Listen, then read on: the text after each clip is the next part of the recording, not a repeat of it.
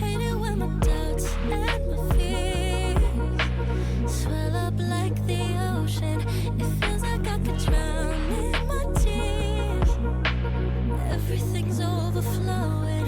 Scared that I won't get it right, get it right. My nerves are working overtime, overtime. Tell myself to calm down and breathe. Step out of the shadows into the fire. Don't be afraid to go out on a wire. Live in the moment, turn it up louder. This is what you're made for. You just gotta be fearless. You just gotta be fearless. You just gotta be fearless. You just gotta be F-E-A-R-L-E-S-S. Fearless. Once I get in and I put it in drive, ain't no more stopping me, don't even try. Controlling the chaos, controlling the vibe. Yeah. It's all the shots that you don't say. You'll never be heard if you don't say. Just gotta get out your own way. You can't learn to fly anymore if you don't let go. Step out of the shadows into the fire. Don't be afraid to go out on a wire. Live in the moment, turn it up louder. This is what you're made for. You just gotta be fearless. You just gotta be fearless. You just gotta be fearless. You just gotta be F-E-A-R-L-E-S-S. Fearless.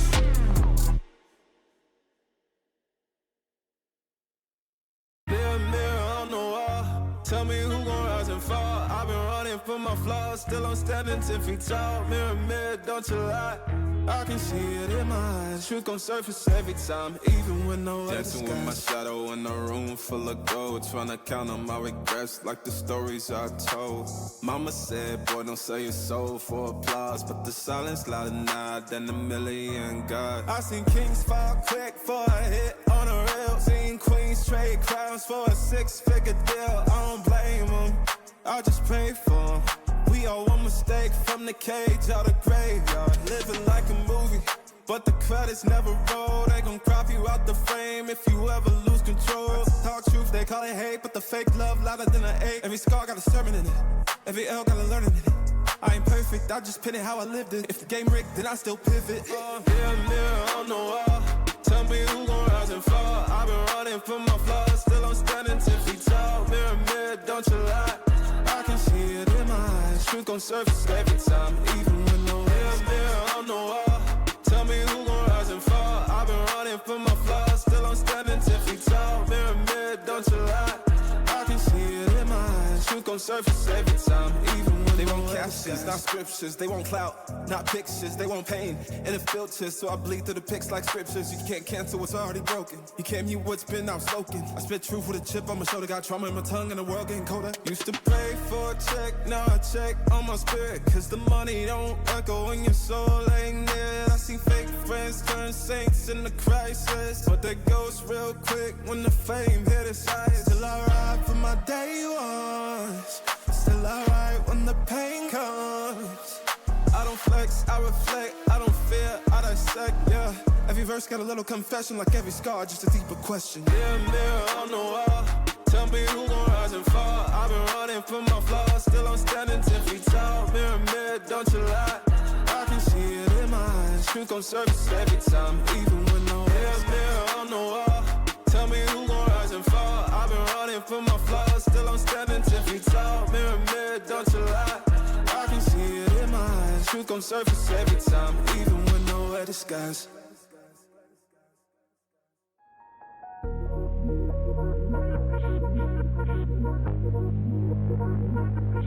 Hate it when my doubts and my fears swell up like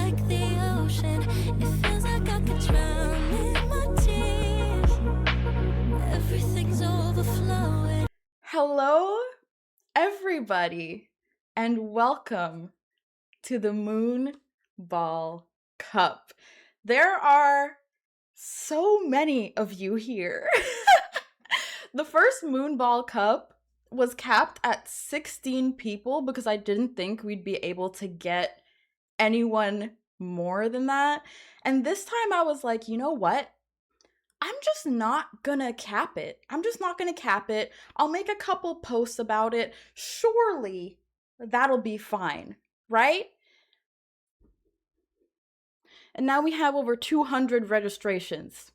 Can we get some claps in the chat for you guys for pulling up, throwing yourselves into this? I know it can be a little intimidating. I'm not moving on until I see some claps in the chat. Yeah, let's go.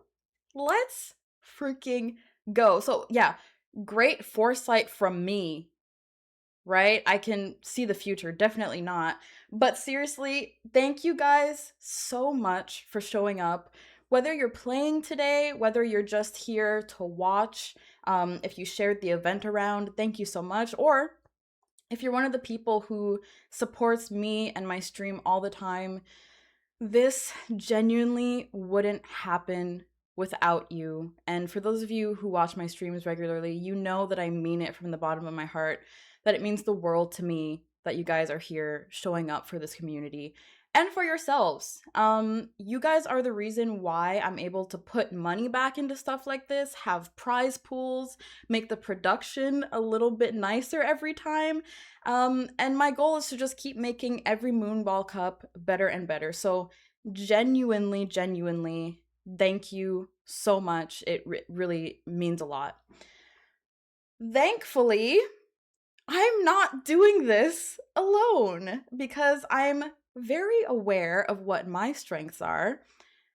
I'm here for the vibes. I'm here to be the silly goose. I'm here to occasionally yell, why did that do so much damage, right? So I figured it would be very responsible of me to bring somebody who can actually cast. Joining me today is Raven. Some of you know him, some of you love him. He has been casting professionally for more than 10 years. He's traveled all over the place doing it. He has an absurd amount of experience. And in my extremely unbiased opinion, he is genuinely one of the best at what he does. So obviously, the best use of all that experience was to drag him into my silly little Pokemon tournament. So, without further ado, Raven. Hello. Hello. I thought I was here for the vibes. No, that is clearly my job. All the analysis.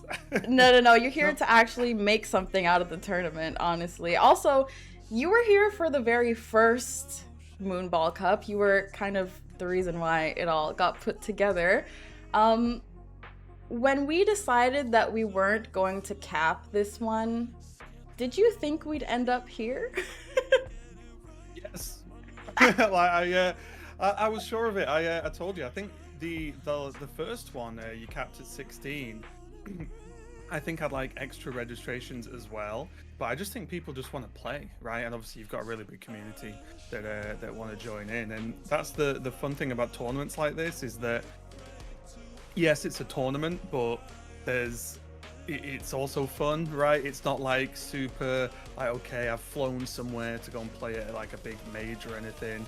It's like a fun community event where people can take it seriously and get a little bit of tournament practice as well. It's kind of fun. Absolutely. And for anyone who's new here, I do want to jump off of what Raven just said and explain really quickly what Moonball Cup actually is, because as Raven said, it is a little different from a normal tournament.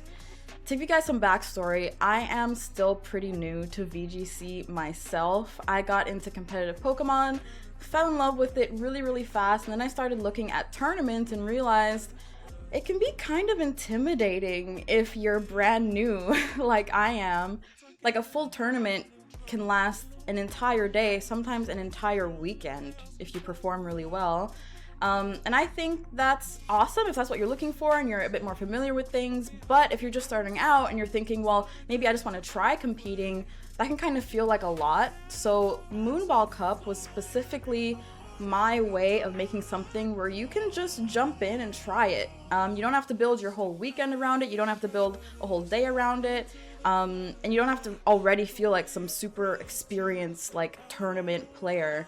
You can just sign up, play some good Pokemon, maybe get paired into someone terrifying, maybe even beat them because they've never played against what you're gonna play against, and kind of just see how you like it. And that's really the point for me, is to just allow everyone who's playing and watching to just have a great time. I want this to feel competitive enough that people care about winning, obviously, but I also want it to feel welcoming enough that somebody can just enter their first tournament here and not feel like they've made some kind of enormous life commitment, if that makes sense. So I just want it to be a really fun little evening, night, morning of Pokemon. And for the people not playing, I hope it's going to be a lot of fun to watch. And because I've already established that I'm mainly here to provide emotional support and nonsense, Raven, do you want to actually explain how this thing is going to work? Yeah, first off, completely agree. Some people don't have upwards of 15 plus hours over the course of a weekend to commit to a tournament, so it's awesome that you're providing something for people to hop into. So yeah, the tournament and the format, if it's well, I believe it is just new for a lot of people here, maybe their first tournament experience.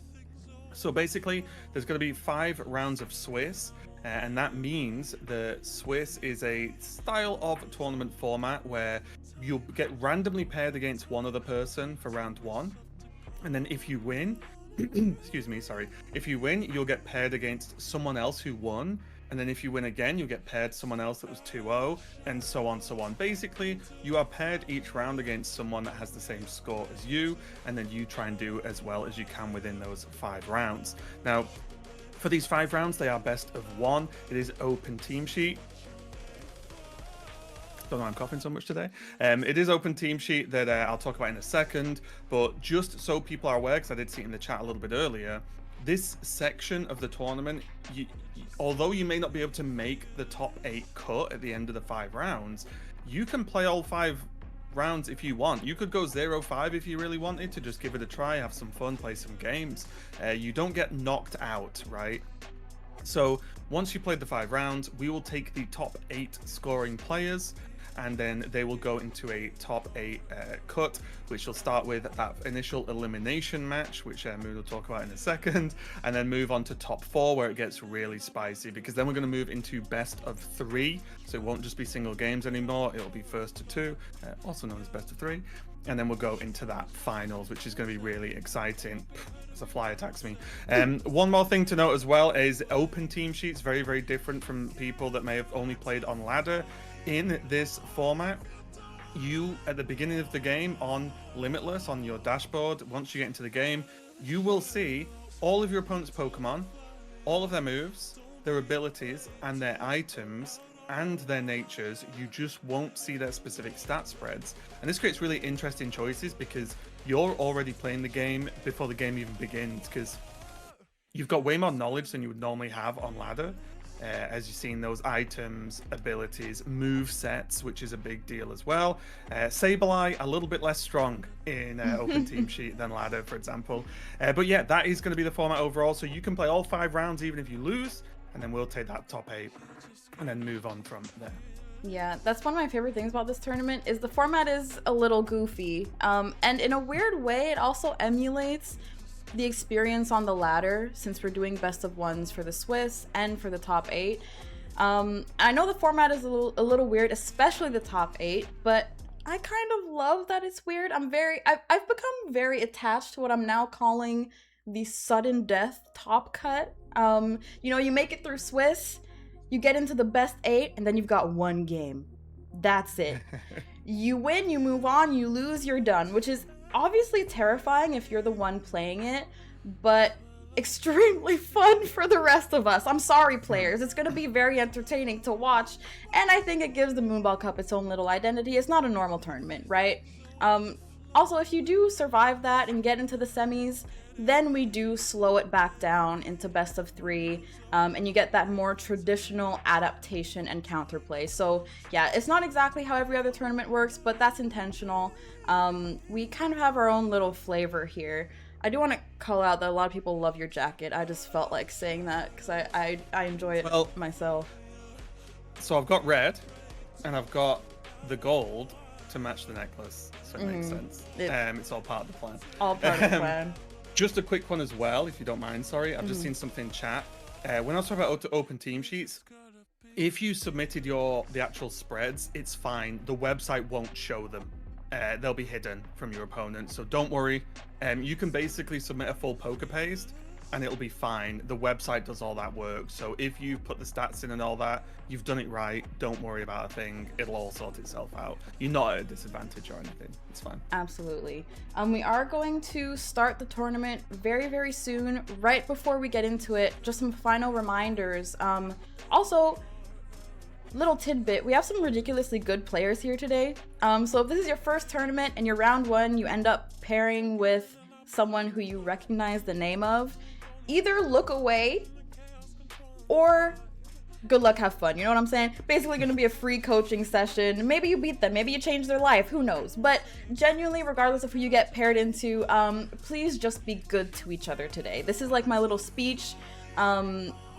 This community that I've built is a really positive community, and I want this tournament to feel the same way. Be nice when you win, be nice when you lose, okay? Communicate with your opponents. If there's an actual issue, you can report it to the tournament staff, but if it's something that you guys can just work through, please do that. There are a lot of you, and I will be hosting, producing, casting, and running the tournament at the same time, and I'm only one small woman. So please be kind to me and only report the things that must absolutely be reported, okay?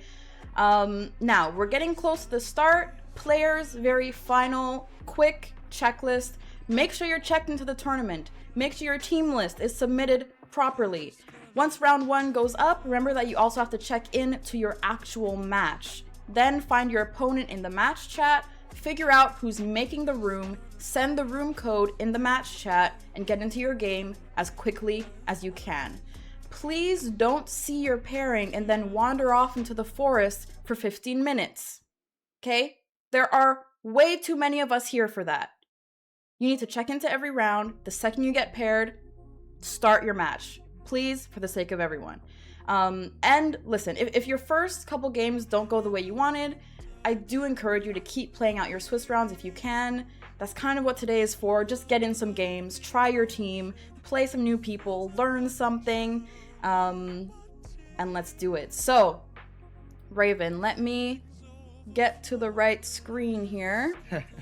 Also, as well, just a final thing, if you are new to Limitless, top right, there's a button that says dashboard. As long as you've signed up and checked in for the tournament, click that button and sit in that screen, because it will show you your matches as they pop up. It'll get you into your match chat and so on, so on. So just be in dashboard. That's like, as long as you're in dashboard and have a brain cell, you'll be okay. If you've not got one of those two things, I'm sorry, you're going to struggle.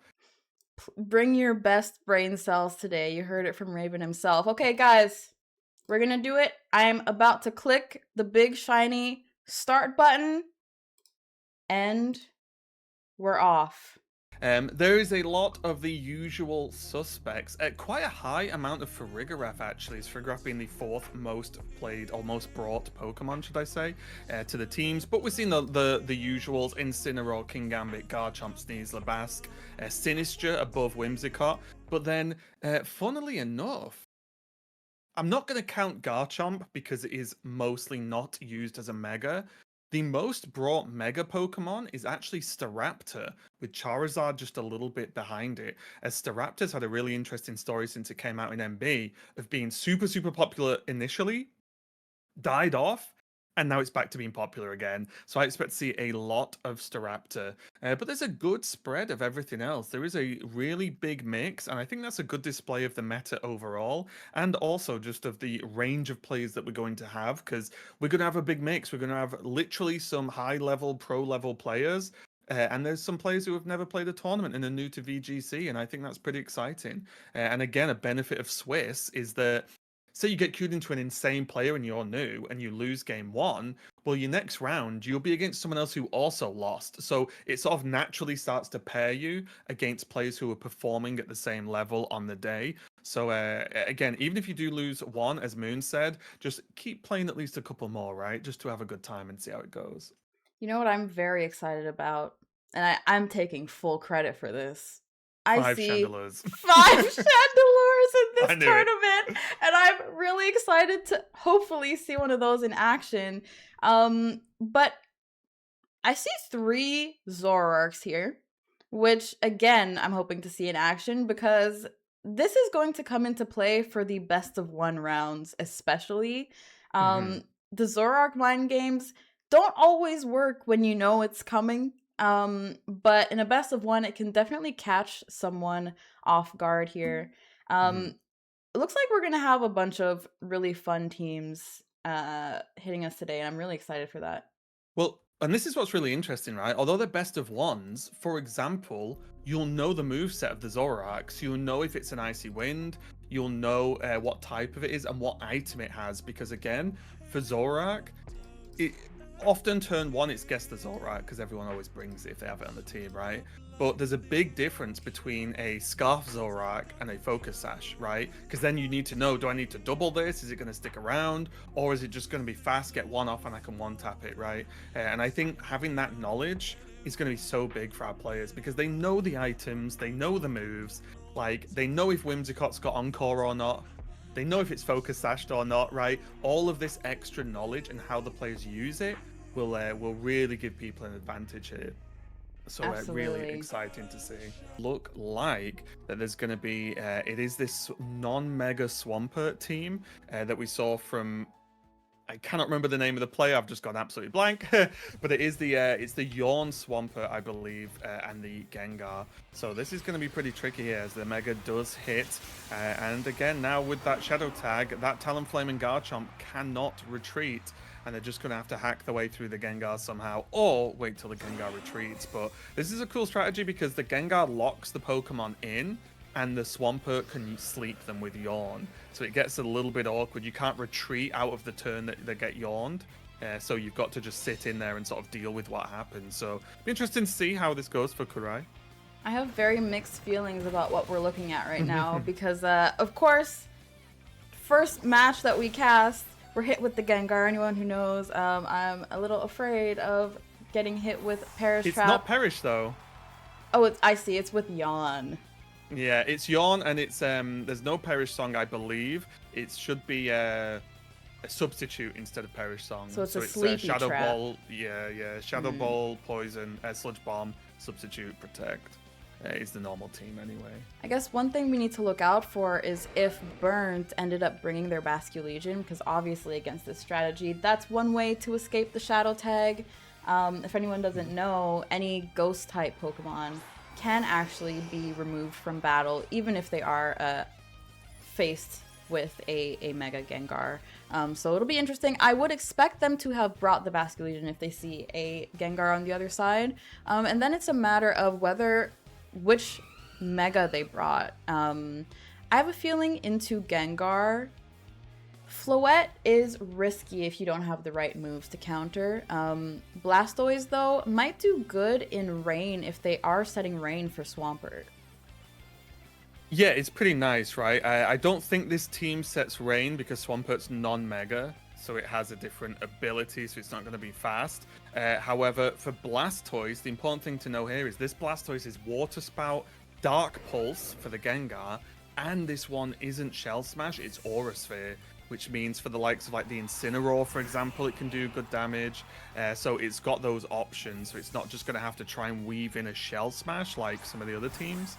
So I would imagine it is Blastoise as we see the Sneasler switched in, and the Gengar just gone actually. So Shadow Tag has gone away.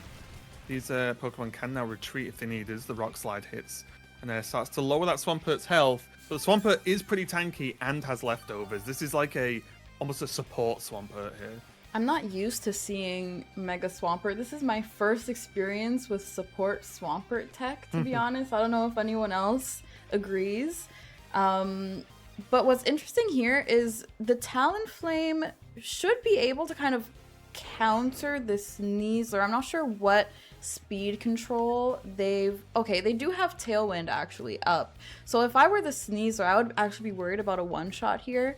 And again, the Garchomp is susceptible to a Swampert if the Swampert is trying to go for the kill. Yeah, so this Swampert has Flip Turn, Yawn, High Horsepower, and Protect. So nothing too... I mean, High Horsepower is good, of course, but I think it's normally built pretty tanky. And the funnily enough, I don't know if you caught it, but the Talonflame is actually Life Orb. Oh, Talonflame. wow. So it will definitely delete a Sneasler.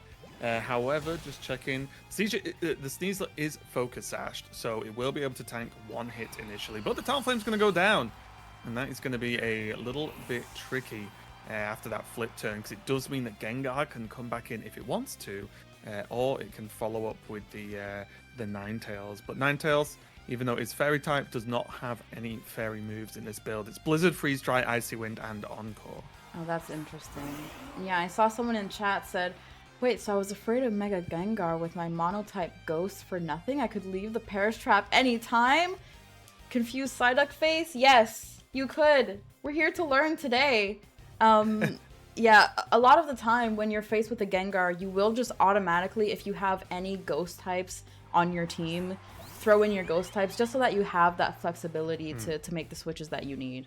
And I'm kind of surprised to see the Floette. Yeah, this is really interesting. I'm wondering if, perchance, like my weird self, they're possibly running Psychic on the Floette, or if they've gone the full Fairy build, because a Psychic does do some solid knockout damage against a Gengar. They are Light of Ruin, Dazzling Gleam, and Moonblast. I think what the idea might be here is Tailwind, so you're faster than Gengar, and then have Garchomp just threaten it. So if Garchomp's threatening Gengar with a ground move, and Gengar protects like this, or retreats, well, Floette can do what it wants, right? Yeah. Oh, wait. I just realized Wait. What have you Floette realized? not Mega? Did it just protect? I was looking away for a second. Yeah, it's a non-Mega Moonblast, which has to be a misclick. Oh no. Yeah. Oh. It wouldn't have changed anything because the Sneasler's Focus Sashed. So it wouldn't have changed anything. Wasn't the Sneasler... Am I losing my mind, or wasn't the Sneasler chipped? Oh, was it? Oh, that's my... I was looking at the moves. I Maybe believe that's a natural 1% into a non-Mega. Oh, if God. The Sneasler was chipped, I apologize, I was looking at the moves, then disaster. That is just a huge misplay, because, I mean, we've all done it, though. I do it daily, but that is huge, because the non-Mega click... There we go. No! Oh, no, this is tragic. This is tragic. Yeah. Plus, the Tailwind ended that turn, so now, reasonably, Sneasler should be faster. Yeah, not a surprise to see the Protect into Garchomp doing something here to try and take out this Sneasler, but that is a big problem.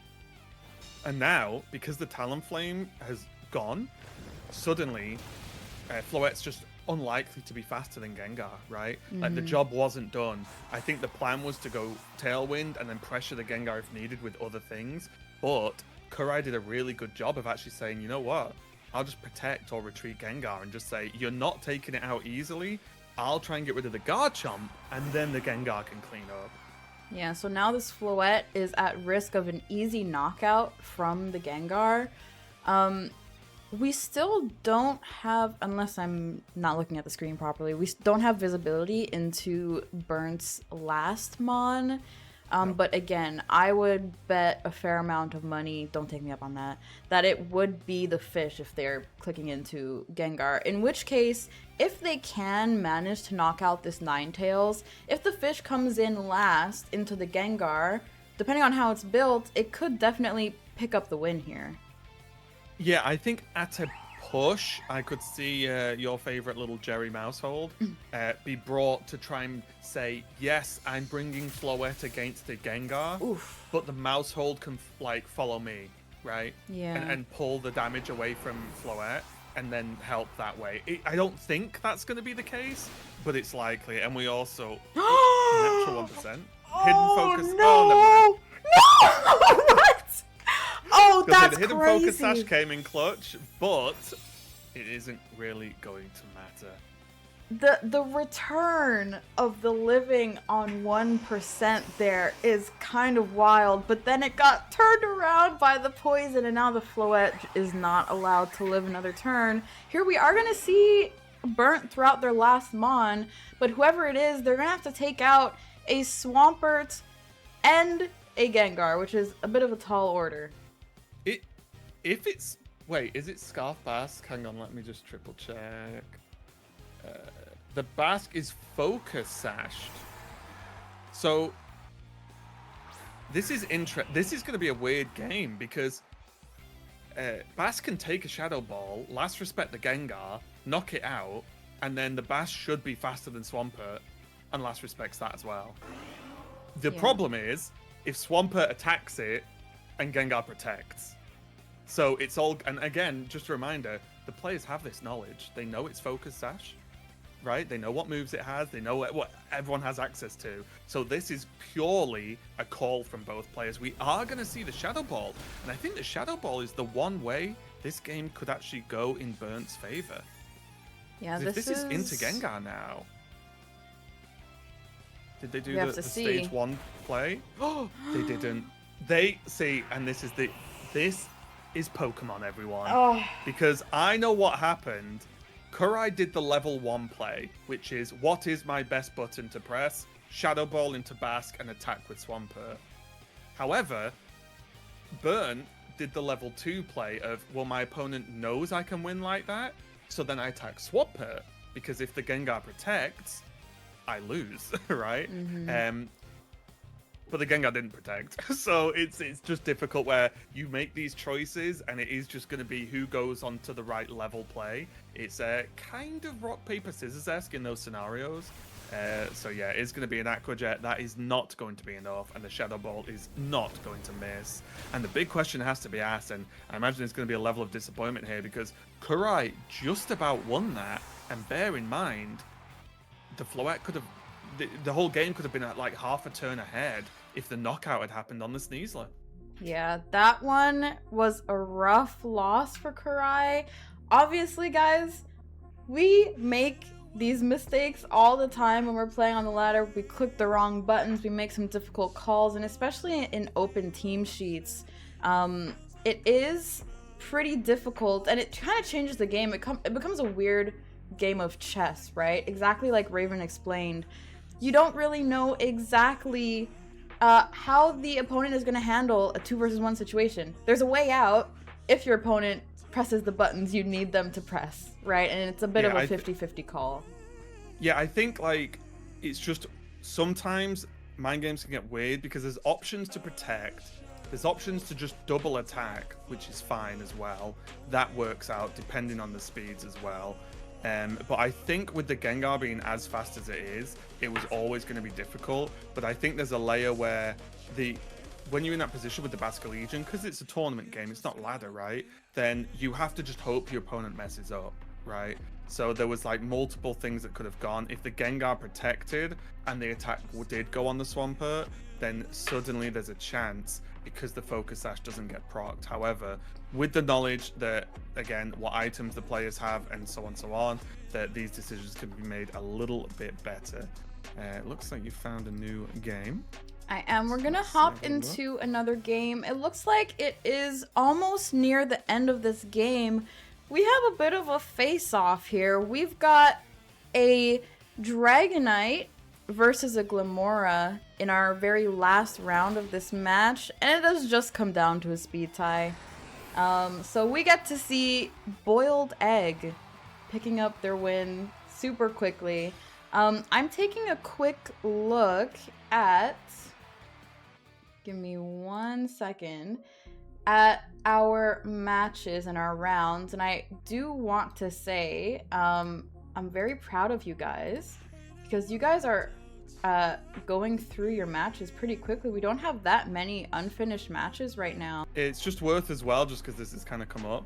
If there's a problem with the team sheet, if you face someone who is doing things that isn't on their sheet, like has an item or a different move, screenshot it just for proof. You can send us in a Discord. But also, if you've made a mistake on your team sheet, which can happen, it's fine. Change your team to reflect what you've submitted. Even if it sucks, it's unfortunate, but you made the mistake. So you have to play with the team that is on your submitted team sheet. So if you've realized you made a mistake, it's fine, but alter it and play the rest of the tournament with exactly what you submitted, even if you don't want to. Like, it's fine. Yeah, that's the one way to get around having submitted it improperly, is don't try to switch your team sheet, switch your team. But we are in another match here. Raven, I sent you the code. We've got G Alpha versus Taikomu. And I'm seeing Rain on the field. My sworn enemy, the stinky little bridge, might be running away with it. But on G Alpha's side, we do have Politoed, who is asleep. And to be honest, I'm wondering if that's coming... Oh, no, obviously. Okay, that's coming from the Venusaur. It's a sleep powder Venusaur then. Just quickly check in. Yeah, this is interesting. It looks like Taikomu's going for a Trick Room team. Their Farigiraf is already down and out, as well as their Torkoal.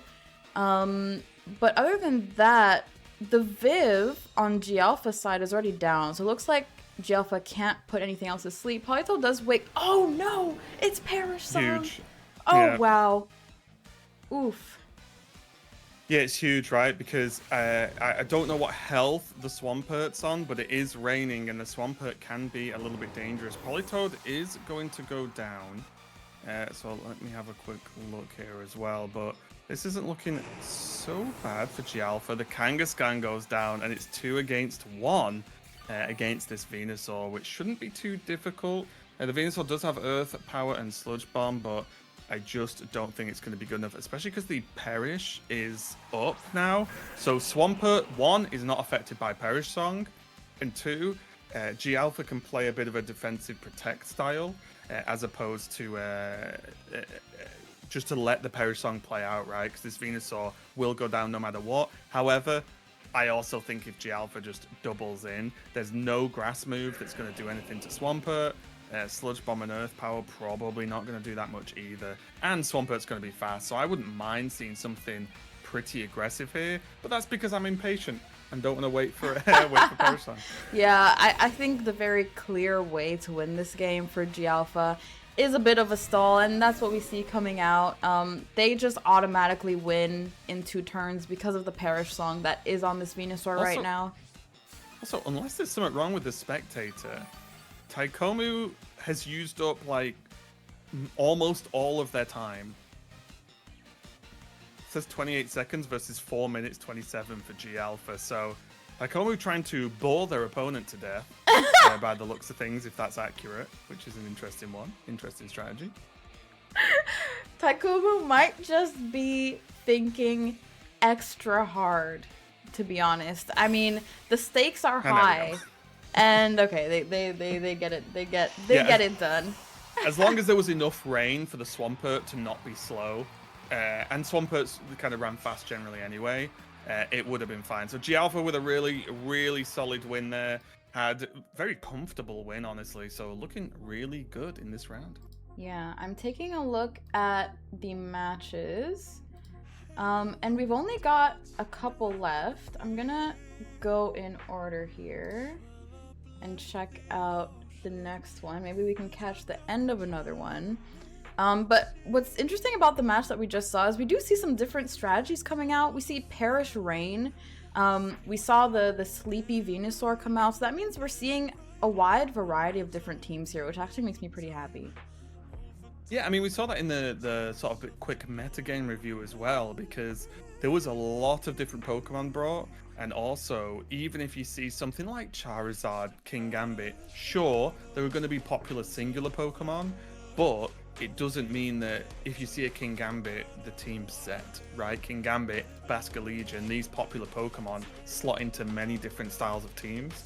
And I think a part of the fun is that nothing's that bad that you can't play it, more or less, right? You can build your own teams, you can make them successful, but they can still include Basculegion or King Gambit or one of the other popular Pokemon. So we'll see what these people have to go. Speaking of popular Pokemon, Raven, I've stumbled into the best match we could have possibly found because I see none other than a Chandelure. Unfortunately, he's taking a nap right now. He's a little exhausted, probably from my nonsense. He might need a little break. But I do see Chandelure in action, and I'm not biased, but on the other side there's a Gengar. So I'm gonna stop there and let you maybe take over a little bit. Yeah, well, the problem is the Mega Dramper, obviously, on the Trick Room side has just gone down, and it does look like now the Hypnosis is going to go through. Tinkaton's going to go for a snooze, and it is going to be a 1v2 scenario, and the Gengar did not go down to the Tink, which means that there's just no chance, especially after the Hypnosis hitting. So Star Summit going to take the victory there, and unfortunately, Chandelure team not going to be good enough. I was so excited when I saw that, and now I'm sad. So, Well, so it's gonna be the tournament over then. No, we're just getting started. Absolutely, and it does look like all our matches for round done are... Whoa. Let me... Go again. From the top. It does look like all of our matches from round 1 are done. That's what I was trying to say. So I am going to go ahead. Let me share this little back end stuff with you guys. I'm going to go ahead and round done. Yeah, exactly. I'm going to go ahead and click the big red button. We're going to move on to round 2. Thank you guys. We actually did that in perfect time. So thank you for being on it. We're not going to be here for 15 hours. I love it. I'm going to end round. We've got this. And we're starting round 2. Raven, what did you think of what we saw in round 1 so far while I get us into a game? Yeah, it was good, right? I think we saw a lot of different teams. We saw, I think, generally, from what we could catch, obviously difficult because best of ones are pretty fast. But we saw the good teams win, from what I could see, right? You know, we saw like Perish, or sort of kind of Perish do well. We saw the likes of Mega Dramper fall. So we'll see how that continues. It is just one round, and it is just the matches we have seen on stream.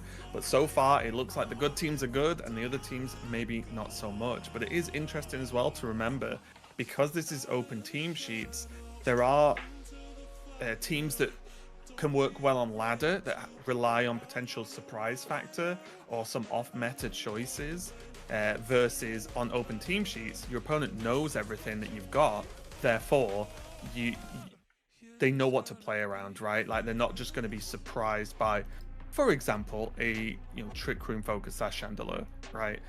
Just a completely random example I thought of off the cuff. So yeah, it's one of those where like feint on Sneasler, things like that, their opponents will be aware of. As we get into this game, we've got Yoshi on the left with what's up, man? Garchomp and Whimsicott on the left with Yoshi, and then Ontos with Sneasler and Aerodactyl. So 2 pretty solid teams here, although I do spot a Houndoom. I don't know when I'm gonna get over what you just did. It was just a good example. Yeah, you saying I rely on surprises for my wins? Joke's on you. I don't win anymore, Raven. The surprise factor doesn't even work. The one who's surprised is me because I lose. Okay, so we do have Houndoom. Again, we don't know if it's in here yet, but Houndoom does have the Houndoom Innite. Don't think I've ever said that stone before. Yeah, but nearly made a joke. But yeah, so we'll see if it's in there. But the Mega Aerodactyl coming out here from Ontos, looking quite good, dropping the Whimsicott pretty easily. Yeah, these are looking like 2 quite standard teams, if not for the Mega Houndoom. Which, in a weird way, the Mega Houndoom somewhat replaces a bit of a Charizard on Yoshi's team. The reason why we jumped into this match is because this is a community highlight match. Yoshi is one of the viewers who pops in pretty regularly. So just shouting out Yoshi here. And the Mega Houndoom is probably going to scare me. I'm not really sure. If I was in Antos's shoes, I wouldn't necessarily have a very clear game plan around this, other than wanting to make sure that they can't get off a potential trick room, especially since Antos's team has a fast mode, and from what it looks like to me, they've brought their fast mode. Yeah, it's interesting, right? Because this is sort of, whether you want to call them tail rooms or kind of balancy style teams from Ontos, because if they fear Trick Room, then there's Sylveon and Gambit. If they don't fear Trick Room, they have Tailwind and Speed with that Mega Aerodactyl, Dragonite, and Sneasler, and Bass. We do see Houndoom do a huge amount of nothing there, though. So if you're wondering why you don't see too many Houndooms on ladder, that's a great example why. It just doesn't do too much too often, although there are some players that have had some success. Garchomp is going to return the favor, though, and get rid of that Sneasler, but it is currently going to be a 2v3 scenario. Yeah, this is not looking great. I'm excited to see this Sylveon, though. The Sylveon can potentially do a decent amount of damage here. Although, one thing that I usually don't think about as a Floette player is that fire very much resists fairy. And so even though you're hitting quite hard, doesn't really matter how hard you hit, because especially for a Stoinky boy like Torkoal, it's kind of just hard to knock out. One of my worst matchups is a Charizard, not because he can kill me, but because I can't really kill him. So this is going to be interesting to see the damage output that this Sylveon can get out. Yeah, and very interesting to say damage output, because this Torkoal is a little bit strange. It's Weather Ball, Protect, Solar Beam, Helping Hand. It has no Eruption and no Heat Wave. So no spread move from the Torkoal, which is going to limit the amount of damage it's going to do. However, it is going to be able to just tank a little bit, as you can see there with those leftovers. Going to be able to just be a little bit tankier, a bit more of a support. Maybe the option that Yoshi has now is to just say Helping Hand, Rock Slide, Hope. But with the speed difference here and that Sylveon putting a ton of pressure on, it's going to be very, very difficult. And I do just think that Yoshi's just ran into an unfortunate sort of brick wall here with the Aerodactyl Sneasler opening into Sylveon. Yeah, definitely. We didn't get to quite see the first little bit there with Whimsicott going down. I wonder if they had to make a tough call here on whether to go the Trick Room route or to go Tailwind. But obviously they didn't bring Sinistcha, so that makes Trick Room out of the options here. Not part of the options. English is hard. But Ontos is going to pick up the win, and I did see a little bit of a champion title there, so that's interesting. We really got a wide variety of players playing today. Yeah, we really do. Sorry, I was just checking on. Apparently, there's been a team sheet submission issue because the AI that the player used to make the team made a mistake. Who would have thought? So believe it or not, make your team list yourself. Don't trust anyone else or anything else, and go from there. Because as you can see, maybe AI doesn't work all the time, and maybe it doesn't work most of the time. But anyway, I'll stop ranting about that. And are you finding another game? I am. I'm gonna send it to you right now. Cool. Another community spotlight. In fact, not just any community spotlight, but we actually have a previous tournament winner here. So we're gonna pop into the game. Hopefully we can catch enough of it, and let's see what we've got here. All right, we are catching it. Yeah, it looks like Pato's running a very standard team with Aerodactyl, Charizard. It is Mega Aerodactyl on there as well. But then Garchomp, Sylveon, Farigiraf, and King Gambit. Super standard. King Gambit is Focus Sash with the 4 attacking moves of Kowtow, Iron Head, Sucker Punch, and Low Kick. And then on the other side, we've got a slightly less standard Tyranitar Blaziken team, which looks pretty sick. Yeah, this is really interesting. Weirdly enough, Maximus's Stallmon is the one that's already dead. It's a rarity to see Toxapex out first. This is really confusing to me, and I would have loved to see how exactly Pato pulled this off. I'm guessing some EQ action into the Pex may have done the job here. But yeah, Pato running quite a standard team, getting that damage out. I've never played Garchomp before, which is kind of crazy to admit right now. Oh my gosh! Giga Drain onto Sinistra. What is going on? Let me just have a quick check. So I didn't actually even notice that. But yeah, Giga Drain, Strength Sap, Rage Powder, and Protect. So a Sinistra not running Matcha Gotcha is quite the rarity. But you get everything in Moonball Cup. That's why we watch. That's why we play. Do you know what item the Sinistra is holding? Yes. Hold. It's Citrus Berry. It's a Citrus Berry. Okay, so it's basically super tanky. I suspected that it might have been Big Root because of the Giga Drain. So definitely interesting here. They just want the Sinistra to live forever, which I respect, because Matcha forever, absolutely. I am a little confused. Is this Sylveon living on 1%? Is that a natural 1% again? The invisible sash? It was, should be, yeah, Fairy Feather, yeah. It was a natural 1%, and the Garchomp on that same team was like, you know what? I don't even care. I don't even want to take advantage of that 1%. You're going down, little pink evolution, and Sinistra surviving everything at all costs here, which is really interesting. And this Blaziken is only getting faster and faster by the turn.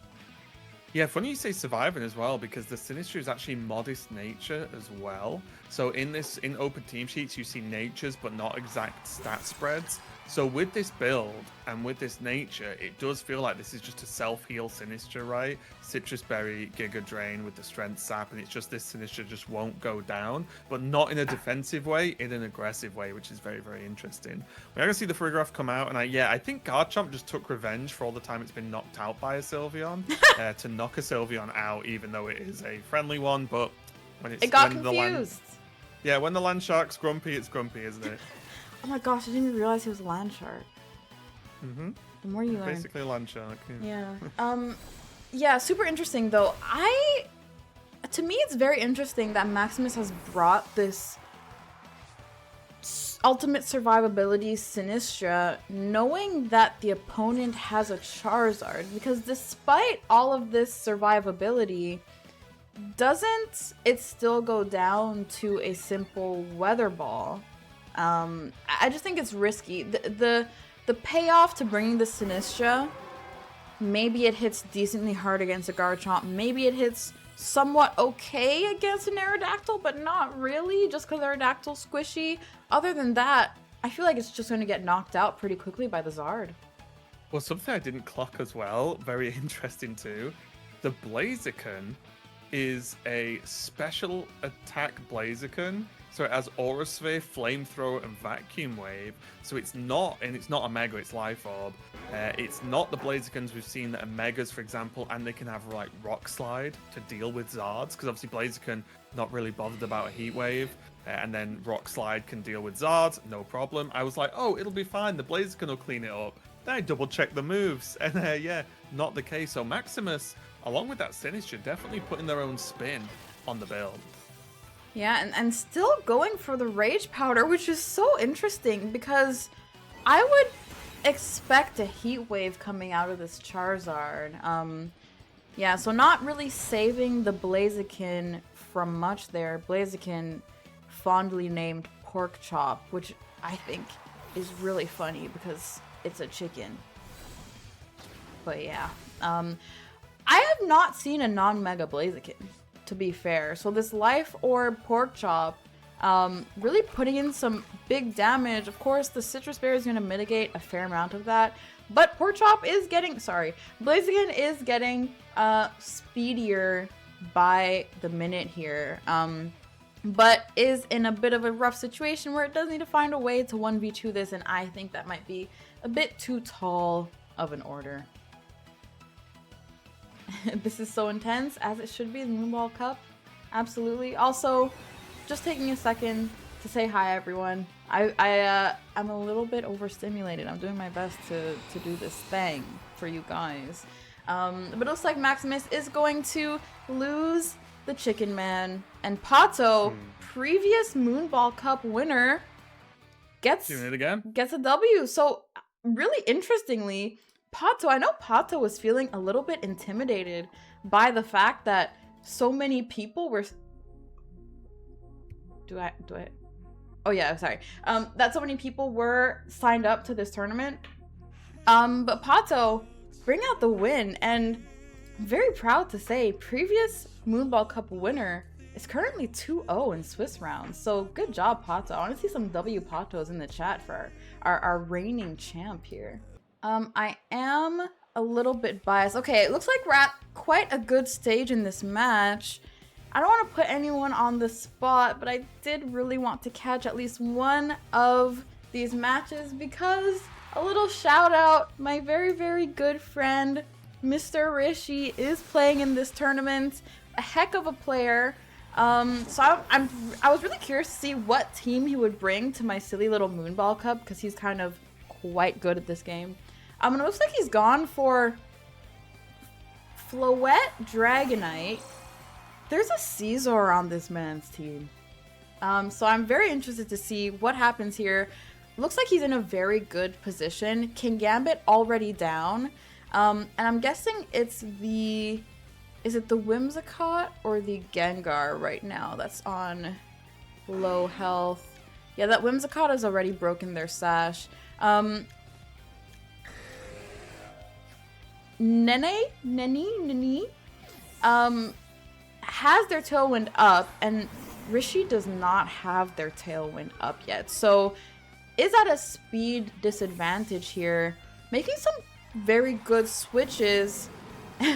The Incineroar is called Wolfie's Incineroar.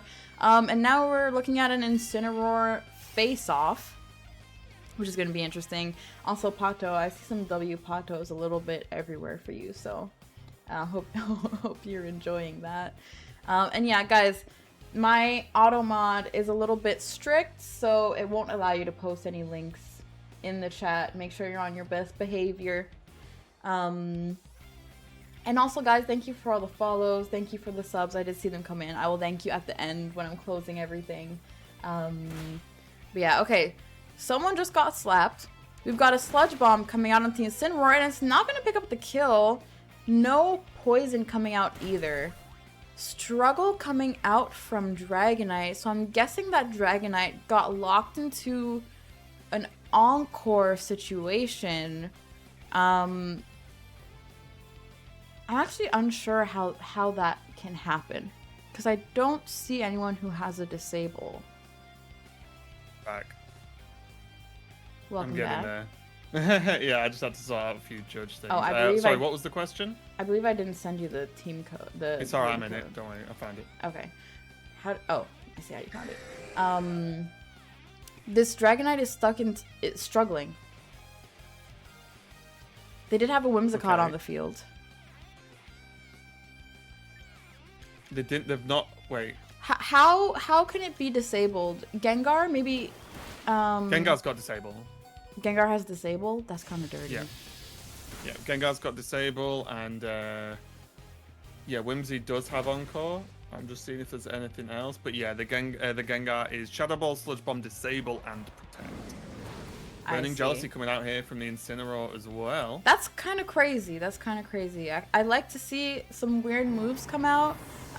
Can't say it's unexpected because it is open team sheet, but definitely need to be played into a little differently.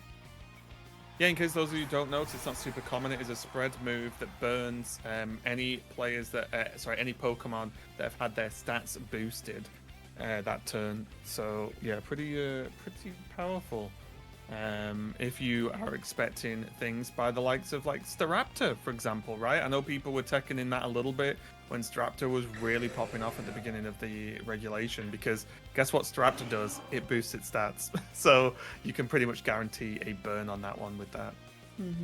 Yeah, that's super interesting. I didn't know that was tech you could run against Staraptor. Maybe I need to make some changes to my Chandelure and stop missing heat waves. It's a spread move as well. I mean... And it's 100 accurate. I might be cooking on a... Oh, did you say 100 accurate? Yep. That might save my mental health. Yeah. Yeah. Does less damage though, but still. Understandably so. The fish does pick up the kill onto Insin, which I think is quite huge because now it's not at risk of a lariat. Dragonite is out of its encore, so it does get to use its moves now.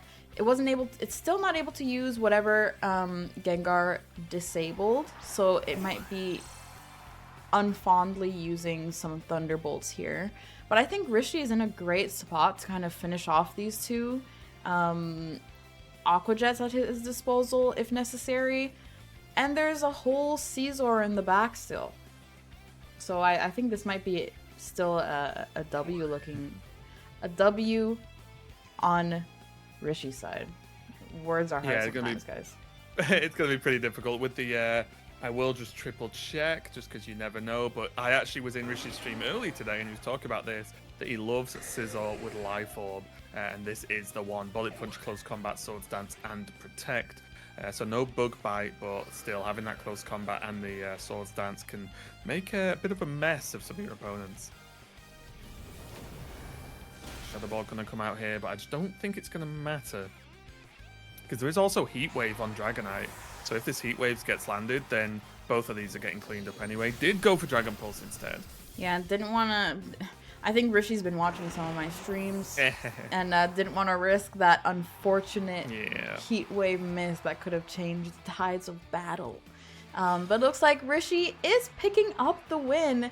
Rishi, I don't want to say it was expected, but my dear friend Rishi is kind of cracked at this game and is currently running in 2-0. So congrats, Rishi. All right, this is literally the last match of the round. So let's see if we can catch the tail end of it. Yeah, just a quick one as well. You can have final ruling on this, Moon. But there's a current query because one of the players has submitted a team sheet with a regular Floette. However, all of the rest of the information I believe is correct. I can just quickly check. Let me have a look. Yeah, everything else is correct. We can just let them off, right? Is that what? Because they can't change, they can't update their team, can they? Because Floette's not in the game.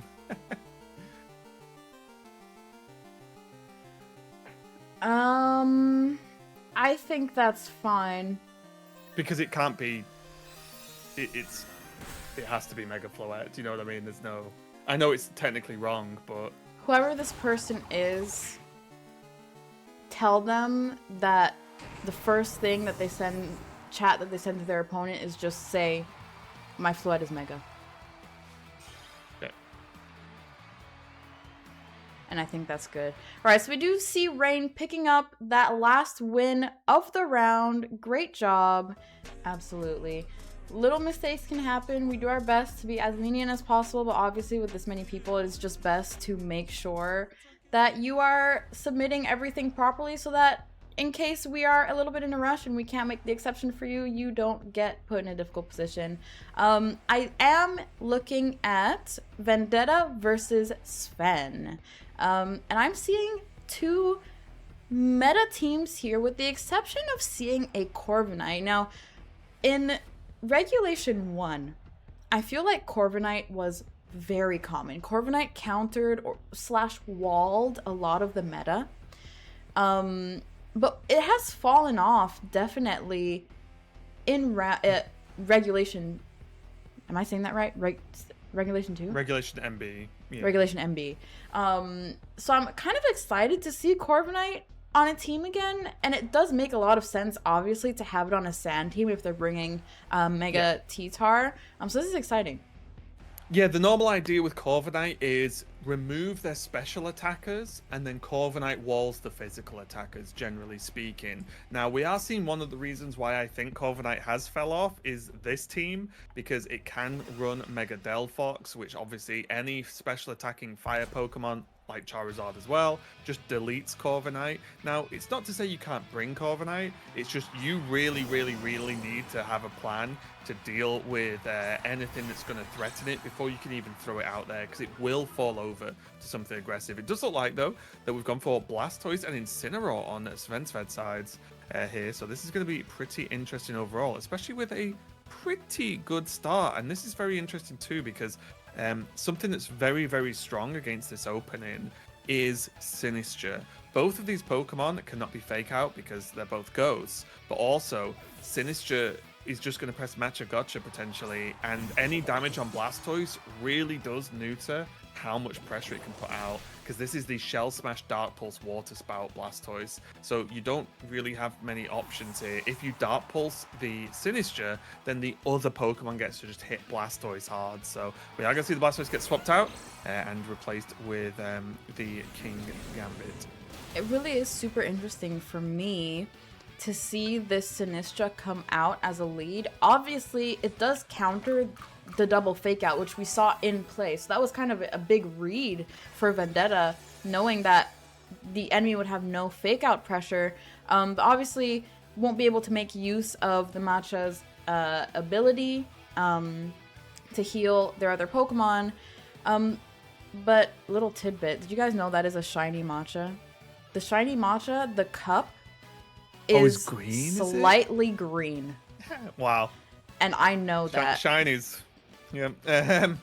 Yeah, I agree. Because I played a team similar to this recently, and there was a big guide wrote on it as well by the player who I think hit rank 1 or did something, and rank 1 as in champion rank 1. But anyway, and the amount of times you lead Sinistra surprised me with this sort of similar team. But against Blastoise, it's really strong, because the problem you've got is if Blastoise gets Shell Smash off and then spouts, if you had Sinistra in the back and bring it in, its heal is not going to keep the other thing alive through a second spout anyway. So having it threaten the Blastoise with Matcha, as you saw then, force the Blastoise out of the active spot, which means no Shell Smash, which is a huge, huge deal. However, Svensved has gone with the sort of second... This is like a Protect the King team. However, they've gone for the sort of secondary attacker in the form of King Gambit, instead of going for potentially Matcha Gotcha, Sinistra or Sneasler. I'm just so locked in on that move. That's its name now. So yeah, you have to make a weird choice with this team as to whether you want to go full support, so Sinistra, Sneasler, Incineroar, and then your Mega / carry, or whether you whip in that King Gambit as well as a sort of an extra pressure tool. I think what's interesting right now is we've seen all of Vendetta's team. So at this point, Sven knows exactly what they're dealing with. They know that Corviknight is not in the picture. They know that Goldango is not in the picture. So they can start planning their switches, their fake outs and everything to specifically counter the 4 being thrown out very early on in this match, and knowing how to kind of control the tempo against it, especially when it's someone like T-Tar, who might be relying heavily on this weather. You kind of want to make some choices here. Try to keep him in to make sure he can't reset.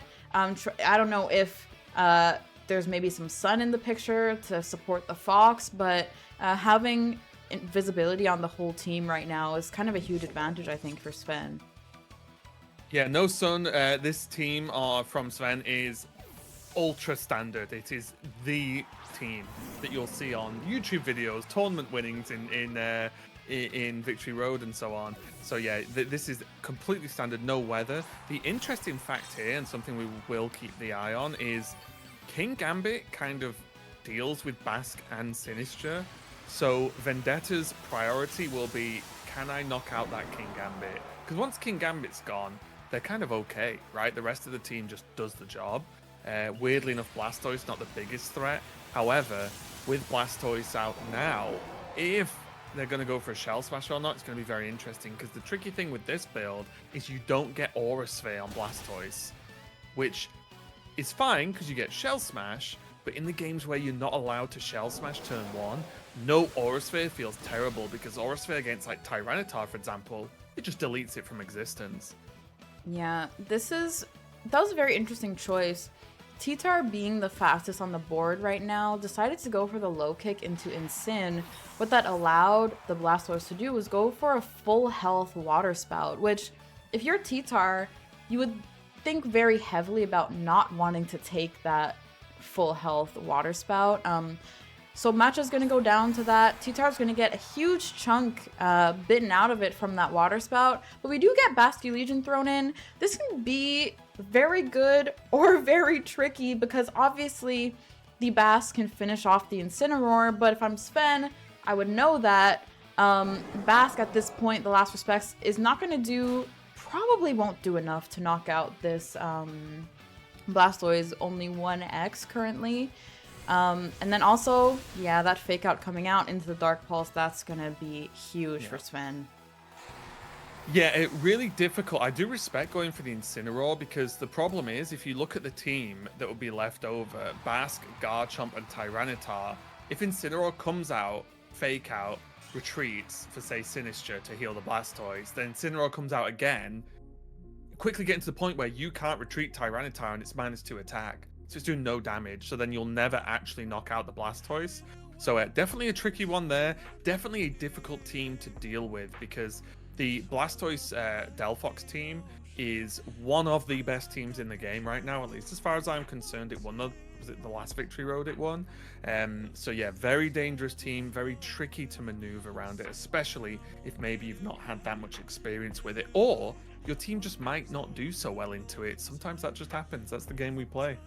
And here we go. It looks like we are catching the tail, and we've got Asha with the frog versus... Oh my gosh, that's a very scary thing to be facing in a 1v1. I don't think we have enough context on this match to know exactly what's going to happen here. That's a scary-looking shrimp.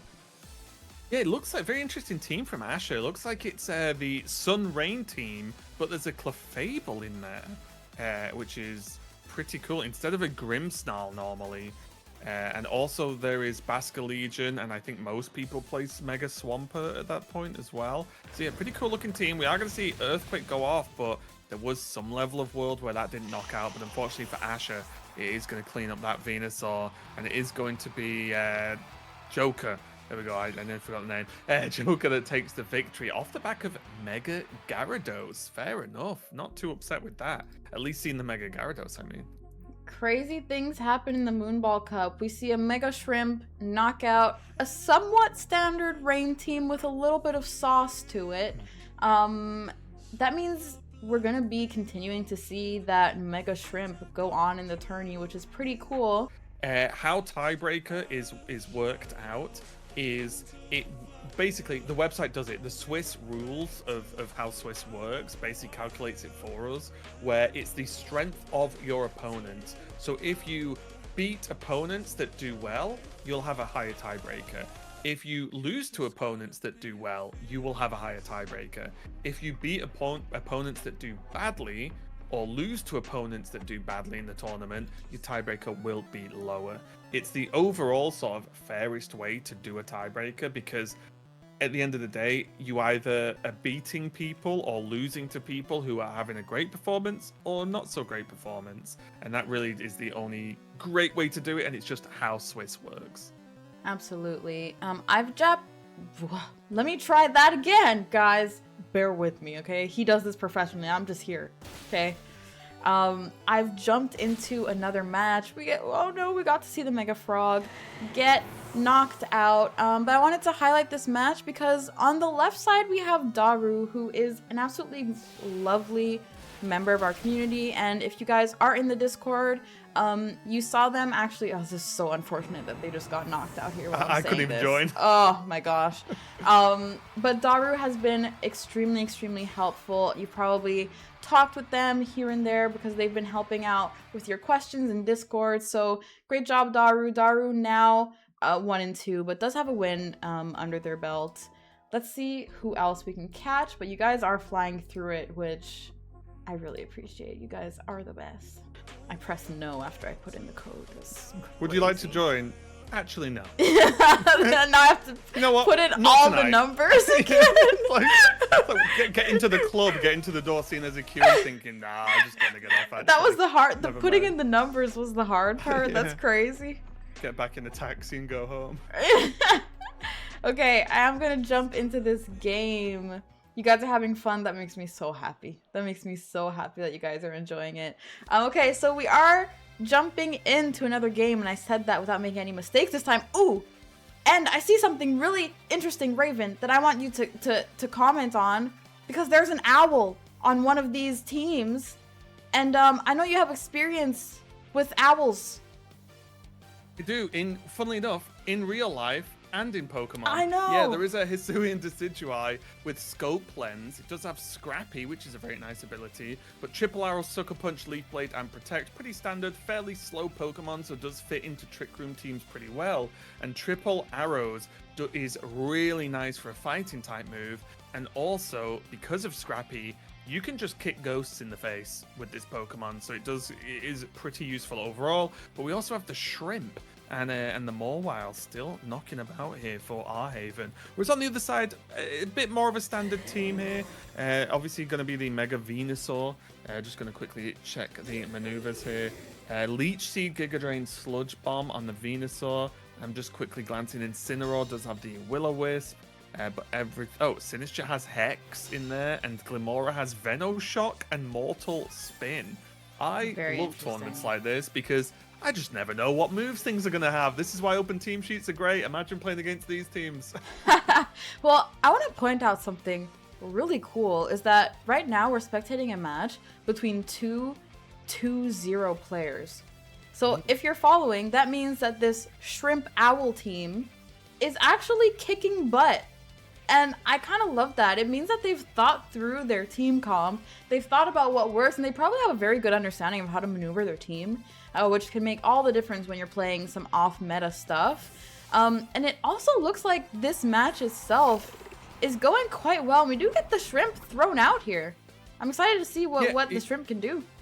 It's something I've talked about a lot, where obviously as especially less experienced players, you want to have some guidance with teams, right? Like, okay, what's a good team to try? Because you don't know, right? Team building's very hard. However, I do think you can do well with pretty much any Pokemon. So it is the common meme, but like, you can win with your favorites, right? It is 100% true. Although it's good to learn the game with, proper teams, let's say.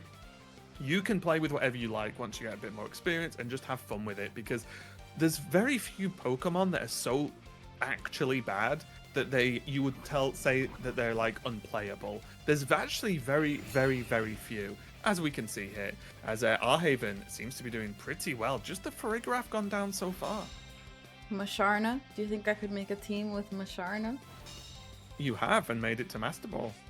Facts, actually. You're right. Actually, he was telling the truth. Yeah, he knows everything. Thank you for the raid, Faz. Welcome in, guys. So yeah, this is so interesting because we're about to see this Shrimp team, the Shrimp Owl team, no less. I've come across a couple teams with the Shrimp Boy, but literally never have I come across a team with the Owl. And the Owl is not just there as a cheerleader. We see it being used in this match, so that's super exciting. Yeah, it is legitimately pretty dangerous because, like, Scrappy is nice. You don't get intimidated, and you can be pretty aggressive into the Pokemon with it, especially if you can get the Trick Room off. Because the problem with this Decidueye is he's got good attack, especially his signature, as Arhaven takes the win. He's got a good sort of slew of attacks, but he's a bit of a rubbish speed. He isn't super fast and he isn't super slow, but you do probably need Tailwind or Trick Room to make him decent, or he's going to get caught in those weird situations where he's never going to go first is the problem. So you have to set up with that in mind. But yeah, really solid win there. And just to go over that team again, it was Mega Mawile, Farigiraf fairly standard, but then Cerulege, Hisuian Decidueye, Chloritza, and Toxapex, and that now Arhaven is 3-0 in this tournament. That's what I wanted to point out. They're not memeing their way through with sneaky, oh, I didn't know this Pokemon had this move. Their opponents see their teams and all their moves beforehand, so it's really nice to see that people are willing to experiment and not only try and do well, but also have a fun time, clearly, because you're not playing that team and not appreciating how fun it is. Yeah, I think that's really cool. Specifically the part where this silly team is one of the few undefeated teams right now. So it really goes to show, if you have put a little bit of thought into your team, you know how to maneuver it, there's actually a chance of you winning this thing. So if anyone has a loss under their belt, keep going. Your team doesn't make or break the thing. It's how you play it, if you know what I'm saying. I am jumping into another match. We only have a few left for this round. Oh, I see you were talking in that room, Raven. Raven. Guys, I need to take a second because I don't know how Raven is doing it, but he's doing a lot at once. And I don't know how he's acting so chill about it because I'm super overstimulated. So yes, thank you, Raven. Raven. Raven's in the chat, please. Could not do this without him. We have number 3 on the left. We have Ash's dad on the right. I am already like, what's going on number 3 side? I see my favorite little baby, Umbreon. Hang on. Yeah! That's mine, by the way, guys. That is my plushie. I will be picking it up later. But yeah, I see the Umbreon on the team. I have many questions. And then I look a little more down and I see a Mega Alakazam, and I have even more. What do you think about this, Raven? Yeah, Mega Alakazam, it's something I keep wishing was really good because I love the Mega. It's also super fast. This one, just so people know, I'm sure they're interested, has Psychic, Energy Ball, Dazzling Gleam, and Shadow Ball. So, and Inner Focus. So, wait, the Mega does it. I've been losing my mind now. I can't remember what the Mega's ability is. I think it's Inner Focus as well. Anyway, so it's very fast and does high damage. So kind of interesting that we've gone for that Mega. And then the Raichu is also Raichu Y. It's obviously just not Mega this game. So yeah, pretty cool team. The Umbreon having Curse Moonlight on theme. Calm Mind and Baton Pass as well. So no doubt to potentially buff that Alakazam.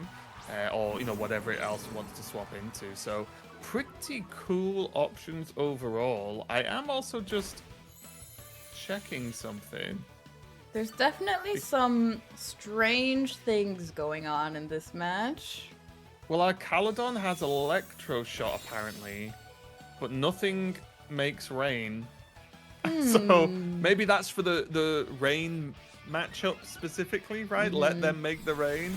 Very interesting. But regardless, Belly Bolt, one of my personal favorites, is getting the job done. Clears off their own Incineroar and the Ninetales and getting some of that health back. And it looks like Ash's dad is not only in a good position, but has some questions to answer, because I don't know if we ever worked out where he went. He went out for some drinks, I'll say, and never came back. He had, how many spoons does he have? 1, 2, 3, 4, 5. He just had 5 bowls of cereal. But what I'm confused about is this is just a regular rat. This is just a raw Raichu. And I don't think I've ever experienced that in my life, not even in my dreams. It is Mega, it's just not Mega'd because Alakazam Mega'd. Right. And what's funny is, the Raichu on the other side, it's the classic combo everyone thought would be a thing, which is Raichu X and Belly Bolt in the team. So it is a Raichu X on Ash's dad's side. And the thing about this raw Raichu is he just keeps punching everyone. He just keeps drain punching. I don't think that's enough to keep him alive. No, Power Whip does so much damage. No one really expects it. And with how squishy Raichu is, that's going to knock him out. Umbreon cursing people left and right here. I'm so interested to see what this Umbreon is able to do, but the soak is going to be huge here. The soak is really going to throw everything off. This is such a wild tournament because this Raichu that got knocked out on number 3's side apparently is a Raichu Y, but it has Volt Tackle, Play Rough, Drain Punch, and Trailblaze, which are all physical attacks as far as I'm aware. So I don't know if this is just trying to bend opponents' minds as they read the attacks and then look at the Megastone and think what's going on, but still, one of those. Ash's dad in a fantastic spot. Serena and Belly Bolt are out. I imagine... Oh. I don't know what you're talking about, Raven. It's Umbreon against the world, and I believe. Okay, interesting, because Serena had high jump kick and didn't go for it against the Umbreon. So going to bring out the Raichu instead. Don't forget that the Umbreon... Soak. Yeah, it turned into a water type, so the high jump kick would have been good. Oh, sure. But not as good. Well, there was Power Whip then. which would have been pretty nice. That would have been absolutely fantastic. Yeah, you're right. Yeah, but I think they're just doing the parabolic into the Raichu that has lightning rod, so it'll get special attack buffed and so on, so on, so on. They want to get off their combo, you know. I respect look it. Cool. Yeah, they know they're the featured match right now. They want to show off their tech. I understand. I would do the same thing. You would actually message the opponent and say, "You can't beat me yet. I've got more Umbreon buttons to press." Umbreon is getting their chance to curse and do shenanigans. But this should do the thing, Yeah. yes. And that will be Ash's dad. Very funny name. Good for you for having some wit. Ash's dad does pick up the win, and we love to see it. That title is strange, though. Anyway. Yeah, moving on. Moving on. Swiftly. Sorry. Yeah, both players 3-0 right now. So, you know, both on the road to making it to the top cut for the interesting top 8 match that's going to happen in the very, very near future. So I thought it'd be cool to just dive in. Obviously, Mr. Rishi, well-known player and streamer, of course. Mm-hmm. And my friend. Yeah, there you go. I had it covered. So on one side, we get the team select as well. So on one side, we've got obviously we saw Rishi earlier with that Life Orb Scizor, the Basculegion, Floette, Incineroar, Sinistcha, and that Mega Dragonite. And then on the other side, we do have a pretty cool team, and with one of the Pokemon that I keep meaning to play but just haven't done it yet, which is Gardevoir. I've been deleted by multiple Mega Gardevoirs in the past and just never got around to trying it myself, but I do like this combination of the Serena to stop the priority moves, but also I love Hisuian Arcanine and I love Aegislash as well, and I think Aegislash especially feels a little bit underplayed right now. Raven, pause. Are you drinking? No, why? Hydration break, please. Take it. Oh, well, no, I'll skip this one. I need to pee. So I'll skip this hydration break is not going to help me in any way, shape, or form. I see. Okay, we'll fix that. Anyway. We are okay, let's get into it.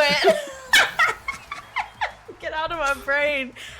Funnily enough, Rishi is now against undefeated Crimson, who again, friend of ours, friend of the channel, loyal viewer. This is gonna be quite interesting because Crimson is also known in my community to be quite good at the game, and so this is gonna be a really, really great match to spectate here. Again, Rishi with his signature Scizor actually has quite a few very good matchups into Crimson. Crimson, very interestingly, undefeated with a Hisuian Zoroark on his side. So I'm interested to see if he brings that out here. Yeah, what I would love to know, and I'm sure Crimson can maybe tell us later, most of the time when you see Hisuian Zoroark on a team, you assume one of the starters is Hisuian Zoroark, because everyone who puts it on a team wants to play it. What I would do in a tournament that's open team sheet is bring it and never play it, and just let your opponent have to just pretend that they've got to play into a ghost that just isn't there. That would be very amusing. However, not too difficult for Rishi to do. If you have a Pokemon such as Floette with a spread move, then you can find that out pretty easily. And we are going to see it is going to be revealed to be the Hisuian Arcanine. And again, in case you viewers do not know, that once the Zoroark's revealed, Rishi also has now the knowledge that Arcanine is in the back, because Zoroark only copies the Pokemon you picked fourth, or the Pokemon in the back of the team.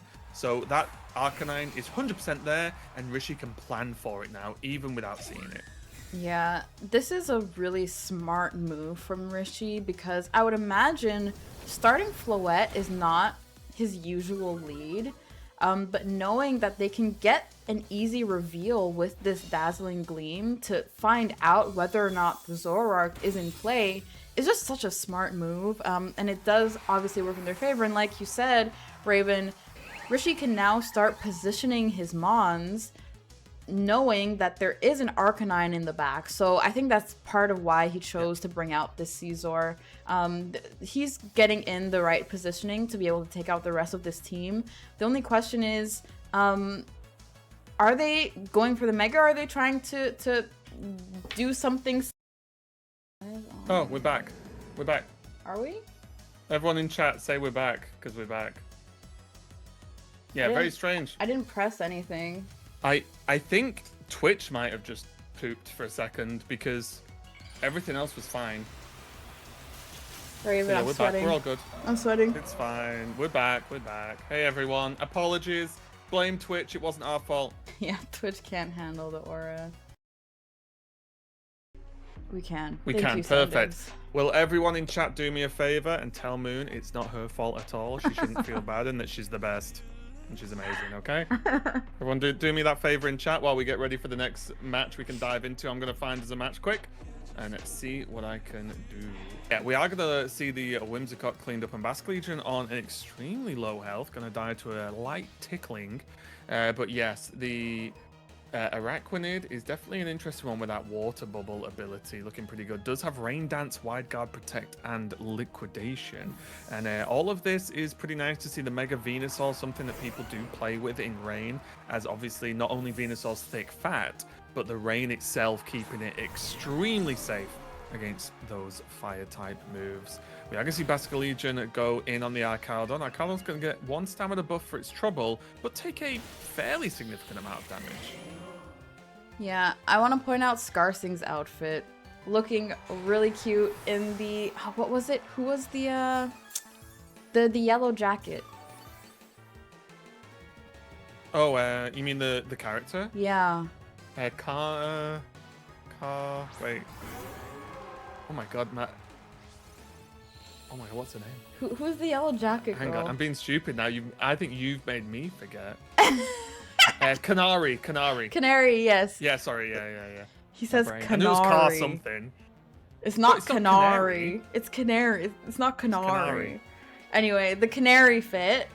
Looking quite nice. Okay, so it looks like we do have a Rain team on the left. Rain being brought out next to what? It's definitely Canary because it is not spelt like the bird, is it? It's Canary. Okay. Thank you. Maybe in Canada. Raven, it's been a really rough day. And that's why we're joking and having a good time, because we all love Pokemon and canaries, apparently. But yeah, moving on. We do have the Rain team for Scarsing doing pretty well overall, putting a lot of pressure on, getting rid of that Basque Legion with the help of the Giga Drain from the Venusaur. And this is looking pretty tough, because even though there is the Charizard out, it's Charizard in the rain, and I don't see an umbrella. Hold on, I'm sending a message in Discord to let everyone know that things are back up. Yeah, letting everyone down with the disappointing news that Raven will not be taking over the stream. I'm personally very disappointed, but thankfully you will be live tomorrow morning, so we don't have to wait too long for that. Yeah, if you do want to see someone get upset at how bad they are at Pokémon Champions, tune in 8 a.m. UK time. And it looks like we are no longer lagging. Yeah, we're looking good. So, thank God. I was having a panic attack, but we're back. I like to see this Rain team into Zard. What's interesting, some people don't think about this, but Zard can just carry the Weather Ball and use that to his advantage. But very smartly, it doesn't look like there's anyone that would really suffer from this on Scarsing's team. A little water Weather Ball is not going to do too much damage into a mostly water grass team. If anything, it might be a little useful to knock out a multi-scale, but Dragonite wasn't even brought to this match here. So I think bringing Rain and just going full Rain into this Charizard Big Six is quite effective. Yeah, 100%. I think, like, as you said, as long as you can position the weather is the big deal, right? Because without being able to win that war, it does get difficult. However, having the Araquanid also have Rain Dance is a really big deal because it means that it's because if you've only got one, if you say you've just got the Pelipper, your opponent can at least predict if Pelipper's in, it can't retreat and come back in the same turn to reactivate Rain. So you know you've got a little bit of leeway if you then bring Charizard into the Pelipper. But with the Rain Dance, you can make it a lot more awkward where you can have Araquanid Rain Dance, and then if Charizard Megas, then you can swap the Araquanid into the Pelipper and do it that way. So it does look pretty solid overall. So not too bad here. But suddenly we are in a 2v2 scenario, but Charizard is going to go down to a bit of a splash right now. A lot of people don't really know how Araquanid works, but Araquanid, quite underrated, I think. A very strong Mon, especially when you throw out the rain. I don't know if you guys are familiar with Araquanid's ability, but it splashes really hard. And so anything that is a little bit weak to water is going to pretty much get knocked out. And so this is looking quite good for Scarsing, although revealing that he does have the wide guard, and so it's difficult right now for Emperor to even know what to do, because you're looking at maybe trying to hit a Rock Slide, maybe trying to hit a Heat Wave, and those are both off the table if Araquanid keeps hitting a wide guard like this. Yeah, it's really interesting. It's almost like looking at this team, it was very much made with saying, if I'm just going to hope I run into all the Zards, because it looks quite difficult to manage here for Emperor Ari. And again, the problem is you could say, oh, well, bring the Floette then, but then there's a Mega Venusaur in the rain that's still going to cause it trouble, right? And there's still the Archaludon that can be a problem against Floette as well. So it's easier said than done. As the Charizard does go down, it's going to leave just the Garchomp standing alone against the might of the Spider. But as you said, it can do a decent amount of damage. And I think the thing that keeps Araquanid in check is that it's very good at what it's good at, but very bad against what it's bad against, right? Like, I think that's the issue with it, where it's a little bit niche, and it looks great when it works, as we can see here, as Scarsing takes the victory. Absolutely. That went the way that I would think it would go based off of looking at the team sheet. So a bit of an expected victory, but well fought anyway. And here we go. We are going to be able to take a look at this match, which is very exciting because we've got a Mega Electros, two interesting teams. So on the left, we do have Gem, by the way, regular member of the community. Shout out to you, Gem. Thank you for joining the tournament. Definitely an alternative team on the left versus a very, very currently high meta team. Very meta team on the right here. Raven, what do you think about this matchup? Yeah, definitely a tricky one.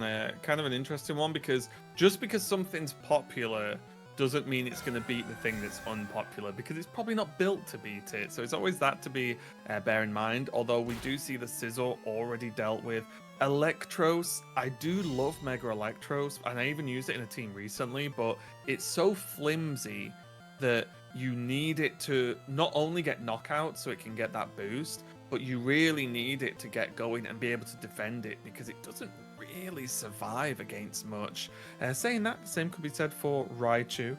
However, Raichu is generally built a little bit more to just take at least one hit or two, depending. But yeah, this is going to be pretty interesting, because Milotic, not the hardest hitter in the world. Whimsicott, although surprisingly hits hard, is not the hardest hitter in the world. We do see Electros just fall instantly. So the big question here is, what's Gem got to actually deal damage now? I think that's my biggest worry at this point. Yeah, agreed. We've got, interestingly enough, we've got two Whimsicotts here, so speed control coming out of both teams. Whimsicott getting hit with a paralysis does kind of knock out half of the interest of playing Whimsicott, because one of the big reasons why you play Whimsicott is because she's so fast. So this kind of nukes Gem's ability to use Whimsicott in the way that he might want to by a lot here. Yeah, and I imagine like Raichu's just going to keep pressing buttons now. The Milotic's there. Milotic, some builds can tank the Raichu hit, again, depending on how they're both built. However, you are going to get paralyzed. You are going to slow down. King Gambit has Sucker Punch. And there's still a Whimsy plus something we haven't seen revealed yet in the back. I would imagine that it's... It could be Floette or Arcanine. I doubt it's the Staraptor. However... There's no Floette. Did I say Floette? Sylveon. Sylveon or Arcanine. Yeah. You're the fairy Pokemon. Yeah, the big fairy. Yeah. Same Pokemon, same. However, I will say I've played a dual Mega Team recently, and it surprised me after reading the guide from the top level player how often the player was like, "Yeah, you bring Staraptor, you just don't Mega it because it's got Intimidate, it's got Tailwind, it can still pressure, it comes back out, puts Intimidate on again." So it's not absurd to bring Raichu Y and Staraptor, but it overall just a little bit unlikely. Yeah, I'm actually surprised that they wouldn't have brought, say, the hammer lady. What's her name? Tinkaton. Against this. Yeah, let's just call all the fairy types Floette. That's the one that I actually remember. Flinch.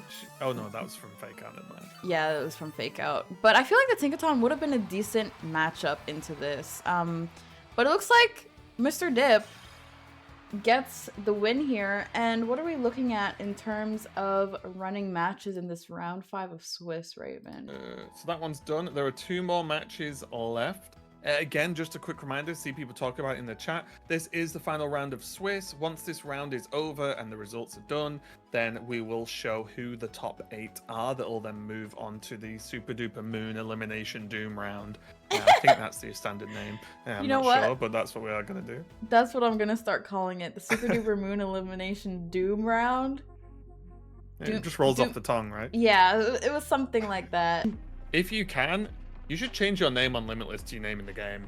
It makes life, for me specifically, a lot easier. But they are in team pick, so perfect timing. Perfect timing. I also need to fix the round. Are there any undefeated players who didn't top 8? No. All the undefeated players top 8, and then 3 of the 4 ones made it. Which is just someone, Svensved and Motavia, who is, I believe, Sango. And Raven cut off my hype, but the reason why I'm so hyped is because this is my favorite round of today. This is the single elim sudden death round. You have to make it through. It doesn't even matter if you've been 5-0. If you lose this one, you can't go on, and I think that's really funny. So we're going for it. There is. I've just seen it some days. Yes, thank you. I'm stupid. It's okay though. But yeah, wait. Is it? Oh, there we go. There's the start of the game. Okay, I was like, is it stalled for you? I thought my game had gone wrong. Okay, let's get into it. We have Kurai on the left and Sango on the right here. And we are going to start off with the classic opening of this team I have personally played quite a lot of, which is the Sun Rain team, Charizard, Venusaur opening. Something to be aware of here is, as we see your hated team with the potential... wait, is this team or is it the other one? Does he have Perish Song? Oh yeah, no, it's the substitute. It's the substitute version because it's the it's the Swampert version. Yes, of course. You know what? So, I've never actually seen that in action. You saying the substitute version as if I know what that means is kind of triggering me. Can you please explain? Yeah, what's the tech? Gengar has substitute and not Perish because the Swampert is generally used as a Yawn Pokemon to help with this. So why this is interesting is this on the surface looks like a ladder tech to be like, I'll make them think I'm Perish, but I'm not. Except I believe this team won a big tournament recently. I don't know if it was Victory Road or something, but I think it might have been not the recent one, the one before, but it did extremely well in Victory Road. And obviously that's open team sheets, right? So it's not just a surprise factor on ladder. This team has performed well in tournaments as well. So very exciting to see. And it is going up against what appears to be, let me just quickly scan it. Yes, an extremely standard, this is the Sun Rain team. Completely standard. Which you happen to have a lot of experience with, Raven, because this is the team, can I say this? This is the team that got you to champion rank. It is. This is the team I hit champion with. And it's so fun to play because, as you can see, you have this super strong opening with what appears to be a gigantic Venusaur. And you can bring out the sun, Venusaur becomes fast, and then you can start hitting those sleep powders or other aggressive options for Venusaur. Whereas Charizard is still Charizard, still does all the things. But in the back, you can really mess with weather stuff. So, for example, I've not done the calc on this specifically, but Pelipper could swap in for Venusaur now, and Charizard could Water Weather Ball the Incineroar and other Charizards, for example. So you can be very flexible with how you choose your team and when you bring and change the weathers. Or, if there's a Fire Pokemon on the other side, you could bring in Pelipper to protect the Venusaur, right? And then, like, make the fire damage not do much on Venusaur. So there's a lot of options. It's very exciting. However, so is the other team, because it's a Gengar team that you could probably stomach, Moon. Yeah, I would rather not. But I do want to take a second to just call out the chat. Thank you guys so much for supporting the stream. Thank you for being patient with the tech issues. I'm going to thank you guys at the end of the stream. After Raven gets out of here, we'll have a little bit of a yap session. So just want to acknowledge, thank you guys. I've noticed you guys being very generous, so thank you. It does look like they do stay with the sun though, Raven, which is definitely interesting. Charizard gonna eat a parting shot, and unfortunately Sneasler doesn't go down to that heat wave. I think your play there to go for the Weather Ball into the Incineroar could have been really interesting. Yeah, I think the idea here is the sun is speeding up Venusaur significantly for a start. And also the Charizard, if it's built like the one I played at the time, is pretty bulky. So you're not expecting it to delete everything. So it's more about setting up damage. The Sneasler on the other side is Focus Sash. So you've done a job of getting rid of the Focus Sash on Sneasler. It was never getting one shot anyway, because I'm pretty sure it's full health that turn. And it's just getting that chip damage. Maybe you land a burn on Sneasler. You've still done sun damage on the Incineroar, and you've kept that sun. Because now, with the swapping for Grimmsnarl can build up those shields. But obviously that rock slide coming out from the Sneasler. This is something that I've been seeing so much more often, is the rock slide on the Sneasler, because it's a interesting counter to Charizard, where usually a regular Sneasler set doesn't have the firepower to KO a Zard. What's interesting is that this is open team sheet, and so Senko actually knew that this Sneasler was carrying Rock Slide and didn't do anything to prevent that KO. Yeah, it's really tricky as well. What's also quite interesting is there's the Arcaladon without the Pelipper here. Now, our Arcaladon can do well into Ninetales.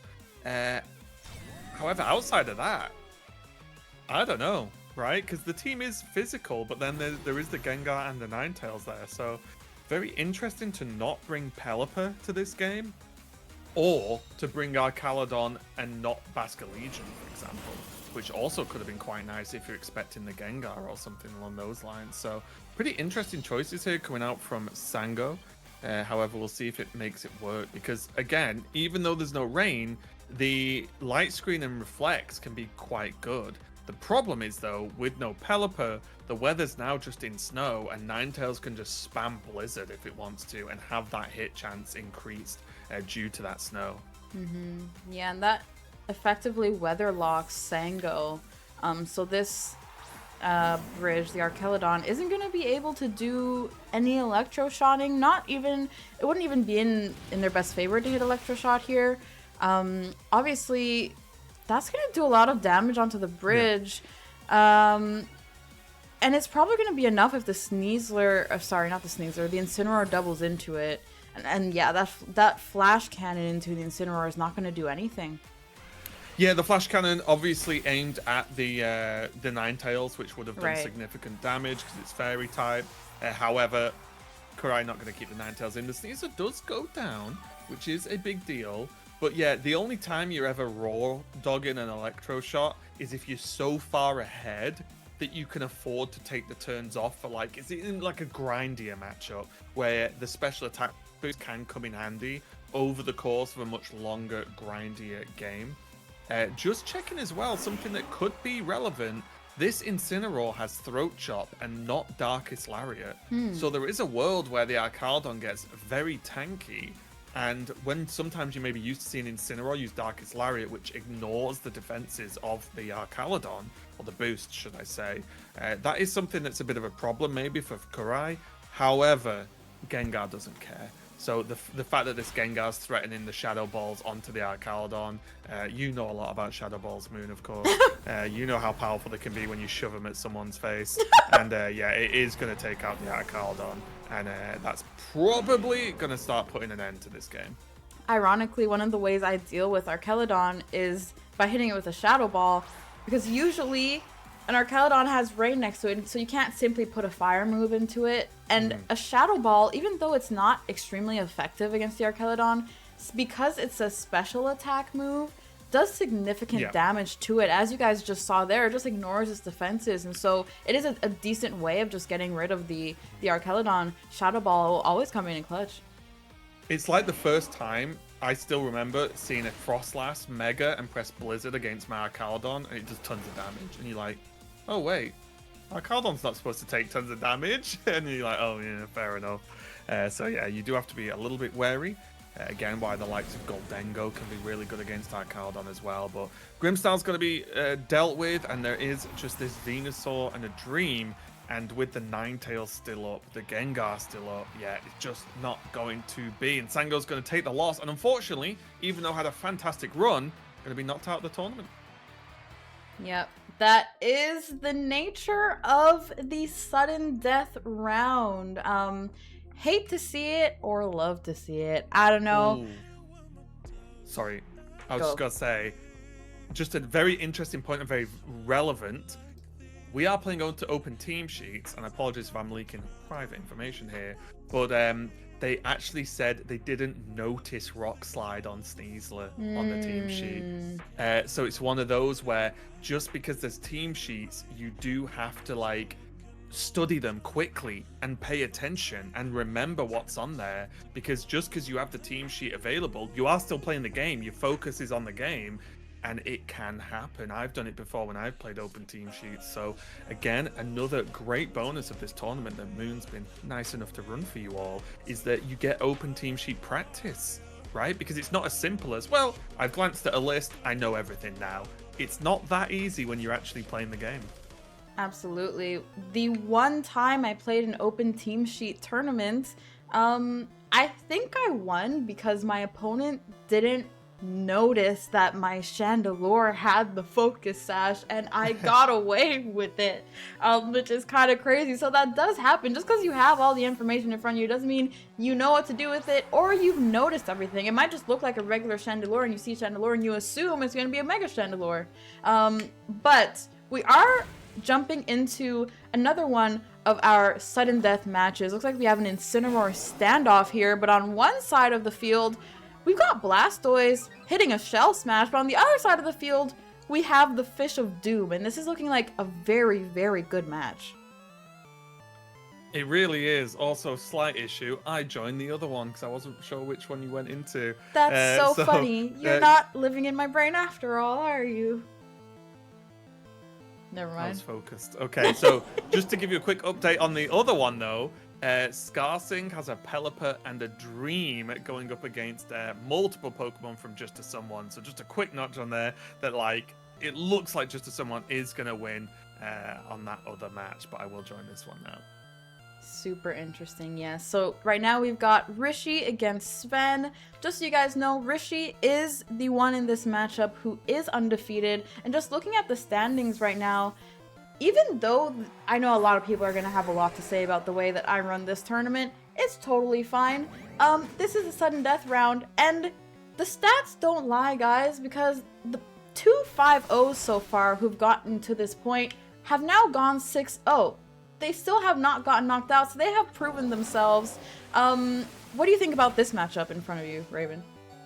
Yeah, this one pretty tricky for Rishi here with just the Basket Legion facing down. I'm guessing in the Incineroar coming out now. Yeah, there you go. Yeah, sorry, I was just catching up with the game. So Incineroar going to come down. I'm not sure. Let me just triple check. Oh, the Blastoise has 8,000 billion speed in special attack. He It did Shell Smash get twice. Shell Smash, yeah. Yeah, this... Because the Blastoise has Protect, I'm not sure how this is going to work, right? Because Incineroar obviously just done the... it is available for Fake Out for Rishi. But Blastoise just hits Protect, and because the Basculegion's so low, like, the Basculegion goes down to pretty much anything Blastoise is going to do. Blastoise is going to go first. Ooh. The Incineroar is going to be cleaned up, which is nice. But I don't know if Blastoise cares because it's +4 attack, +4 speed. So I just think Spout is going to be a big deal. Let me just triple check. This is the most interesting sudden death round face off here because we have a yoinked Blastoise in front of this Incineroar Basculegion. I don't know what Rishi can do about it. He gets the Aqua Jet off, which is what I would have pressed to reduce the damage from this water spout, but we have to see if it's going to be enough here. It's so much damage though. Oh! Yeah, I was going to say, it's so much damage, and Svensved's going to take the victory over Mr. Rishi, which is quite the victory because not only, obviously, very close game and moving on to the top 4 now, but Rishi, obviously, well-known, extremely good player. But I said this, I think, much earlier in the day, Moon, that once Blastoise gets Shell Smash off, it's difficult to deal with because you're just going first, right? It just is what it is, and why that early damage is very, very important. So great jobs for Svensved. Shout out to Rishi, of course. Fantastic player, rocks up to the tournament, gets to top 8 through best of 1 Swiss into the top 8 cut. So really good job from Rishi. We expect that kind of play from someone so good at the game. But Svensved, what a victory for him. Absolutely. Congrats, Sven. So I'm taking a look at the standings right now, and we have our top 4. Let me quickly go to that screen. Hopefully it didn't change again. But we are looking at Just a Someone, Sven, Zooey, and Smarty Max. You are moving on to the semifinals. I did just give a shout out to Mr. Rishi in chat. My dear friend, please give him a follow if you enjoy watching Pokemon Champions. That is definitely someone that you want to watch. And with that, guys, we're moving on to the big boys. We're moving on to the big rounds. From this point forward, it's best of 3. This is what you guys are accustomed to. I'm sorry to anyone who got knocked out in the best of 1. But now we move on to the regular formats. Before we do so, guys, I do invite you to take a little bit of a break, especially for the players, for the viewers, get some popcorn. We are going to come back after a very, very short intermission. 5 minutes, literally, especially because of the tech issue. And then we're going to jump into the big... Ignore what just happened.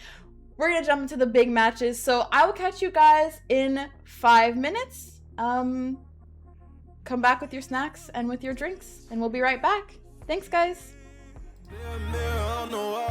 Tell me who gon' rise and fall. I've been running from my flaws, still I'm standing 10 feet tall. Mirror, mirror, don't you lie. I can see it in my eyes. Truth gon' surface every time, even when no dancing with my shadow in a room full of gold. Tryna count on my regrets like the stories I told.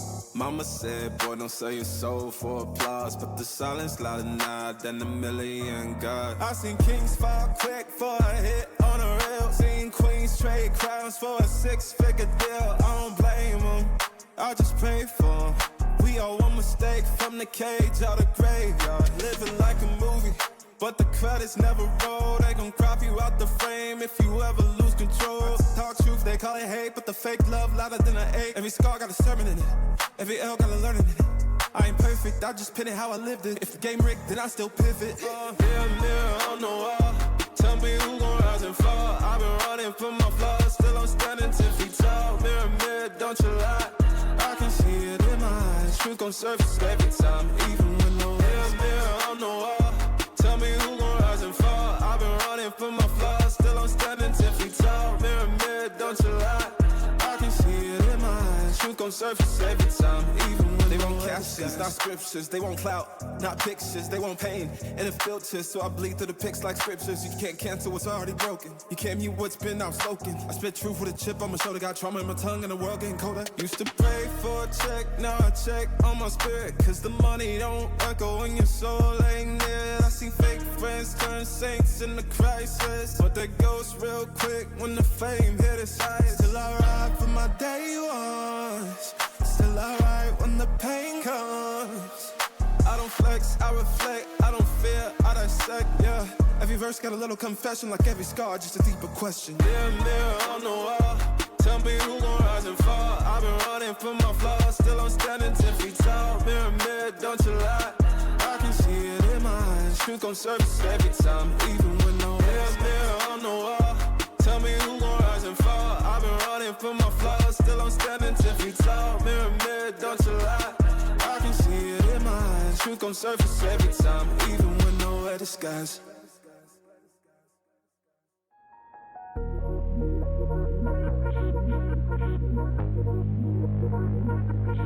Hate it when my doubts and my fears swell up like the ocean. It feels like I could drown in my tears. Everything's overflowing. Scared that I won't get it right, get it right. My nerves are working overtime, overtime. Tell myself to calm down and breathe. Step out of the shadows into the fire. Don't be afraid to go out on a wire. Live in the moment, turn it up louder. This is what you're made for. You just gotta be fearless. You just gotta be fearless. You just gotta be fearless. You just gotta be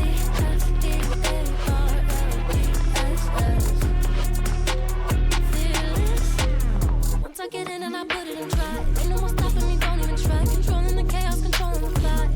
Yeah, that's all the shots that you don't say. You'll never be heard if you don't say. Just gotta get out your own way. You can't learn to fly on your own if you don't let go. Step out of the shadows into the fire. Don't be afraid to go out on a wire. Live in the moment, turn it up louder. This is what you're made for. You just gotta be fearless. You just gotta be fearless. You just gotta be fearless. You just gotta be fearless. Right. Welcome in, welcome in. I was just deciding something last second with Raven. All right, guys. Let me check if Raven is back. Raven, I'm turning on. There he is. There he is. Okay, guys, we're back. I hope you like the little dance break. Heck yeah. Hope you got your drinks. I've taken 3 sips of great Gatorade this whole time, which is really bad, and Raven's gonna yell at me about it later, but it's fine. Guys, the top 8 sudden death round is complete. And then there were 4. I want to say congratulations to our semifinalists. Hold on, let me get it up. Our semifinalists, Zooey, Just a Someone, Smarty Max, and Sven. Let me show you guys what I'm looking at right here. This is the bracket. It looks fancy. Guys, we are now finally moving on to best of 3s, which is great news for our players because guess what? This means you are now allowed to lose a game. But only one if you want to move on to the finals. Just a reminder, everyone, we started with over 200 registrations, and somehow we are now down to 4 people. We switched to best of 3. This is where we get to see a little bit more adaptation, a little bit more counterplay, and everybody gets the luxury of losing one game and saying, oh, you know what, it didn't count, I was just gathering some valuable info. Raven, what do you think of this Final Four?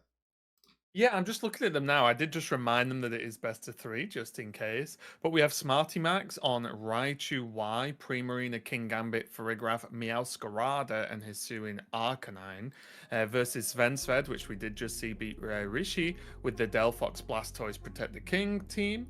And then we have Zooey on the Dragonite, that Gengar Swampert team that we were talking about just before, going up against Just a Someone, which is on the sort of Sand Staraptors team with that Serena. So we've got 4 quite different teams making it, which is really nice to see. I think there's a common thing from viewers or casual players or casual viewers of competitive Pokemon that like, oh, it's going to be 4 Charizard teams, done, right? And it's like, it's actually way more varied across the board than people think. And especially in this tournament, we've seen a good mix of teams and not a single Charizard in sight for this top 4.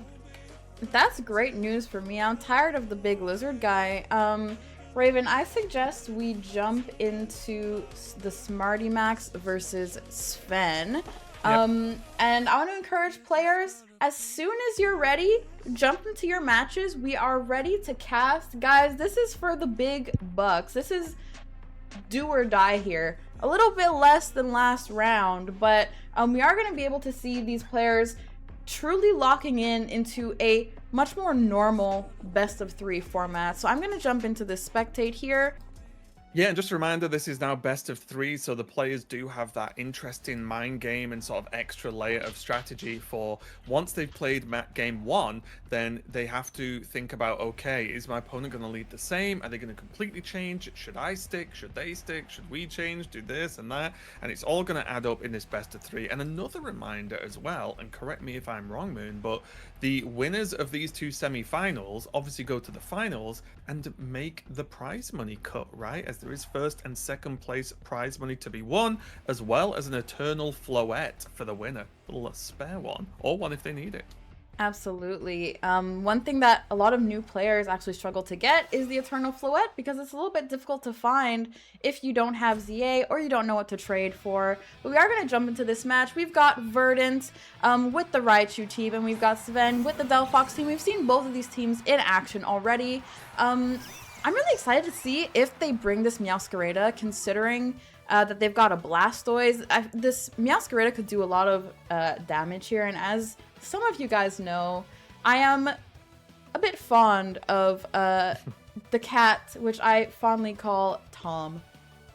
Yeah, very interesting opening here. Raichu can actually threaten this team quite heavily because Raichu can fake out the Incineroar, which then protects Primarina to just go for the Hyper Voice, which is water. Also, this Primarina has Hydro Cannon, which is something I have played around a little bit with. For those who don't know, because it is a bit of a rarer move, it's basically a Hyper Beam for water. So it'll Hydro Cannon, deal 1,000,000 damage, and then have to recharge afterwards. But if you need that big knockout on something like a Delphox, for example, then you can just do it. This Primarina's also got Life Orb, so this is a full damage go, go, go Prim. And this is very, very threatening with the help of this Raichu with Fake Out. Absolutely. I do want to call out Nate in chat who said no mics in the top 4, which you had to be live on stream with me yesterday to understand that reference. But Mike is Garchomp. There are no chomps up here. For anyone who's wondering what Nate is talking about. This is super interesting. Raichu is going to go directly for the fake out. And this Psychic from Delphox, you don't want to let Raichu eat that for free. It's really well played there because basically what's happened... Ooh, did go for the voice. So what happened there was what I said was going to be the play from the Raichu was clearly the play, right? You stop the fake out on the other side.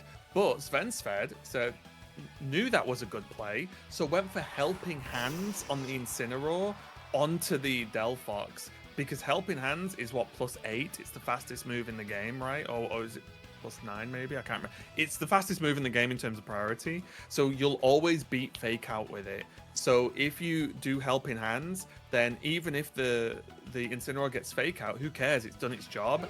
Boosted the Delphox and able to just take out that Raichu. So although Incineroar and Delphox took a big hit, they cleanly got the Raichu out of the way, and now has to formulate an additional plan to defend, because this Delphox is very vulnerable, and I think it's at the point now where even a Sinistra heal with Hospitality that we're going to see coming in now is not going to heal it enough to withstand the hit again from this Hyper Voice.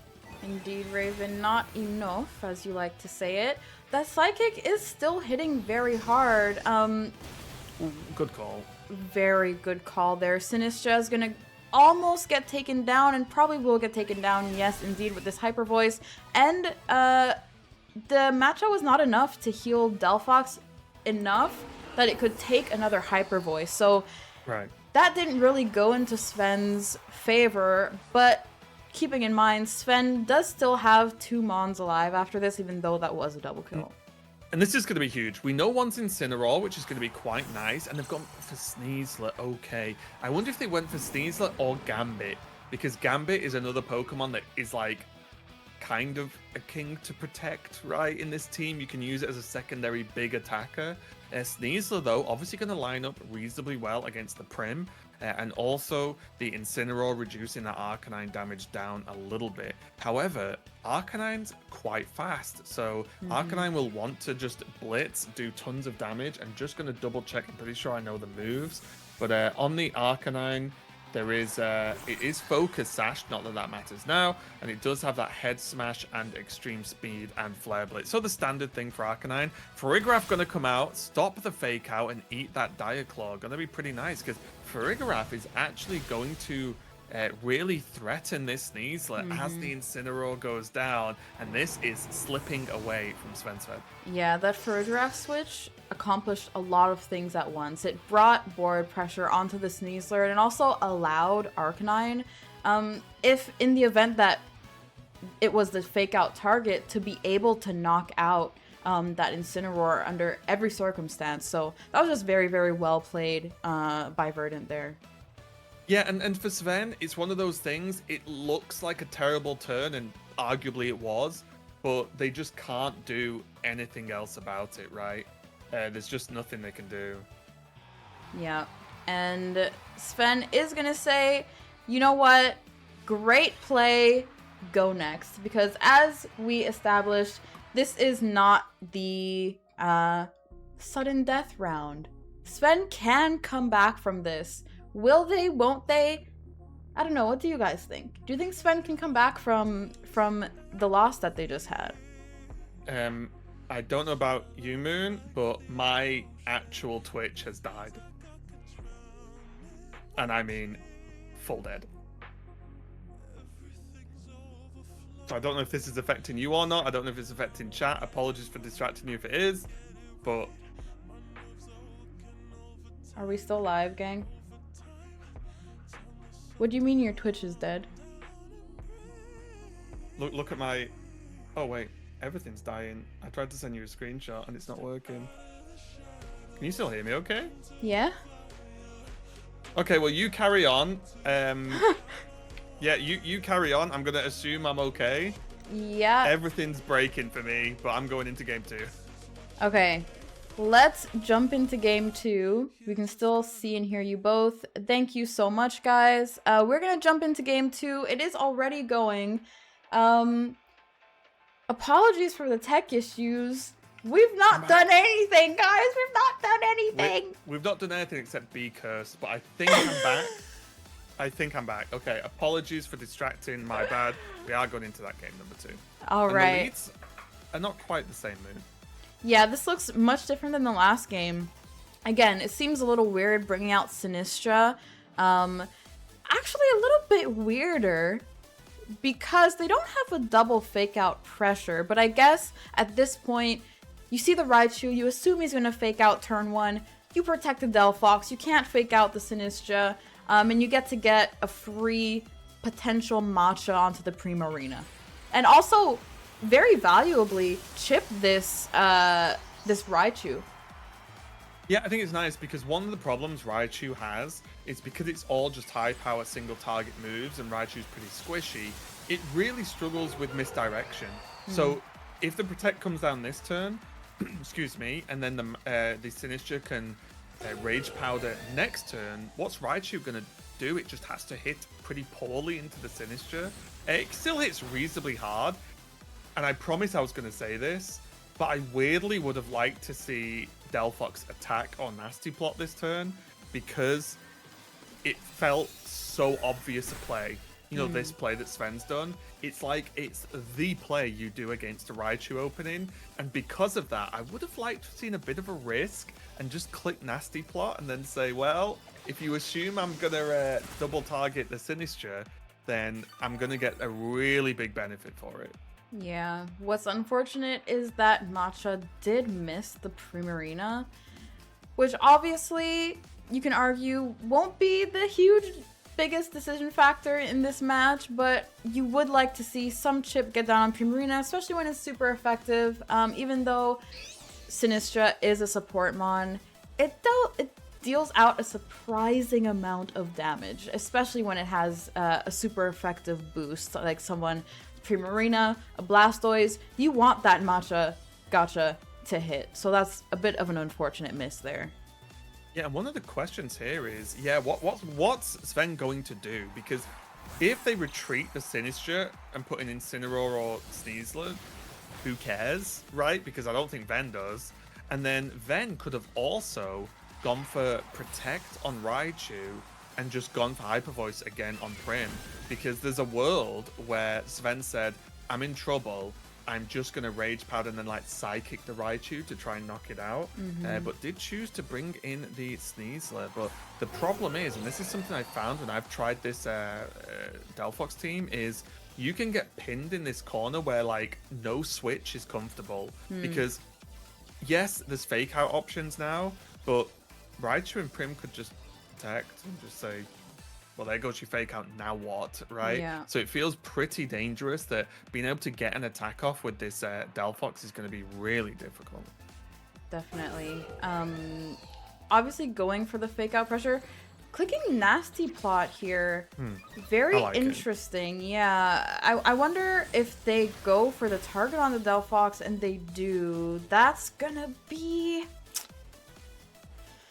Oof. That's gonna be rough.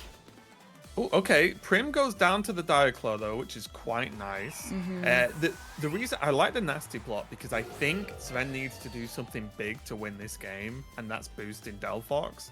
However, the frustration is if the Raichu lands the Paralyze on Delphox, one of Del's biggest strengths is its speed is just removed at this point now, because its speed isn't irrelevant, but it's so much slower, obviously, that things like, well, this Meowscarada now knows it doesn't have to care about Delphox because it can just press knockoff into it every turn, and the second Delphox doesn't protect, it's dead. So, like, it's one of those real problems where the Paralyze really starts to add up, even if it never actually procs on the Delphox.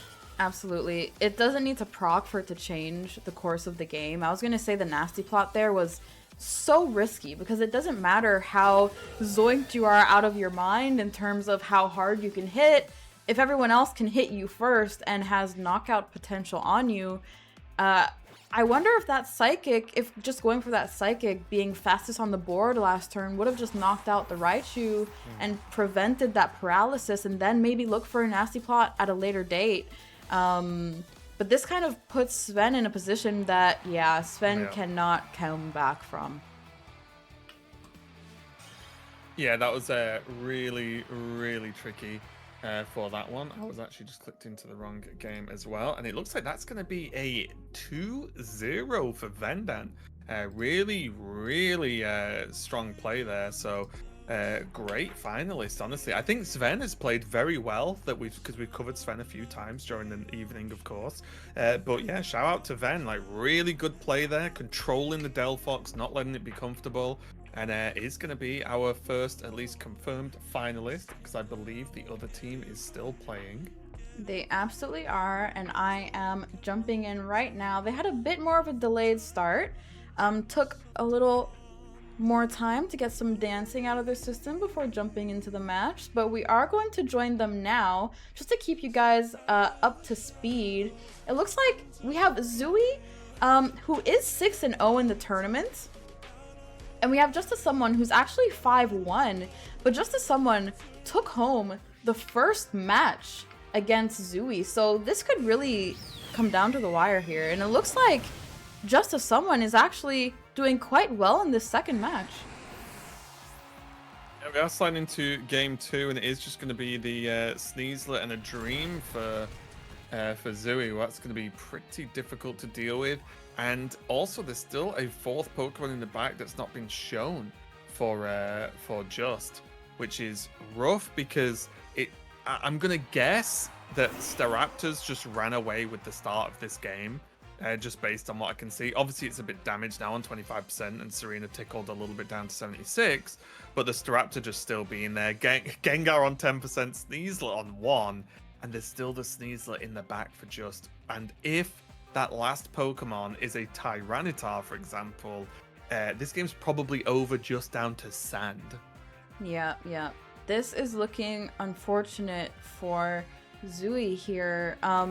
What do you think of this matchup, Raven? Do you think this is a case of just an unfortunate matchup for Zooey? Because Zooey has gone 6-0 in this tournament.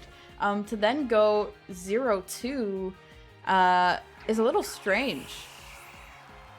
Yeah, it's a little bit tricky, although when you have two fake out users line up against a Serena, it's never going to be comfortable, especially when you bear in mind that the Staraptor starts off with Intimidate, right? So they're going to intimidate the Pokemon you normally want to start with, the physical attackers and fake out users, and then you can pile on the pressure with Serena, stopping their priority moves and dealing damage as well.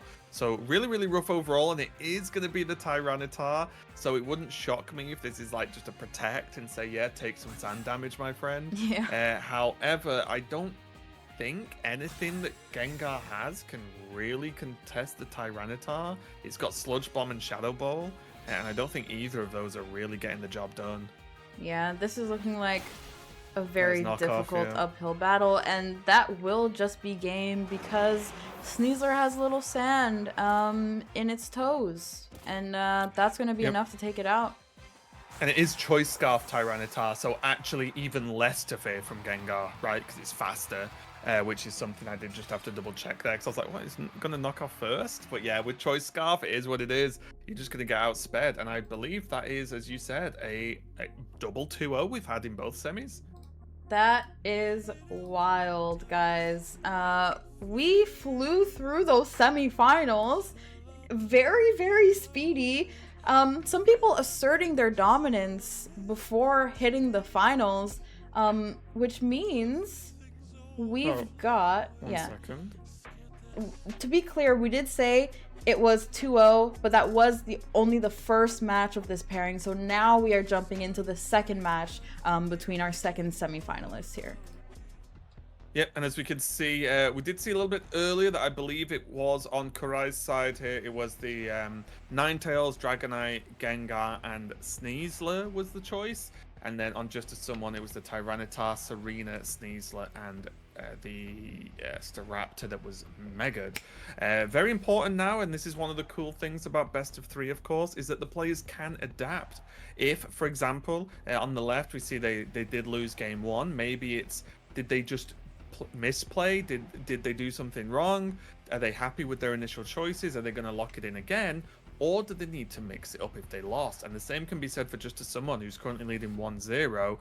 Because they're winning, do they just stick to it, or do they also mix it up? I do remember not too long ago, I think it was in the first Pokemon Champions Major, in the semis or finals, Wolfie opened, won game 1, and then completely altered the for game 2, even though they won quite convincingly.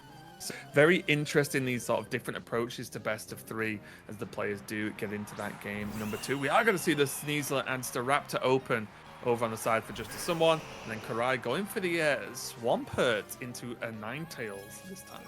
Yeah, this is so interesting because, as you said, the sand heavily contributed to them winning the first match. And if I'm not mistaken, that first match was quite heavily one-sided. So to be honest, if I was just a someone, I would not consider changing my strategy at all. I would consider changing it if it was very close, maybe.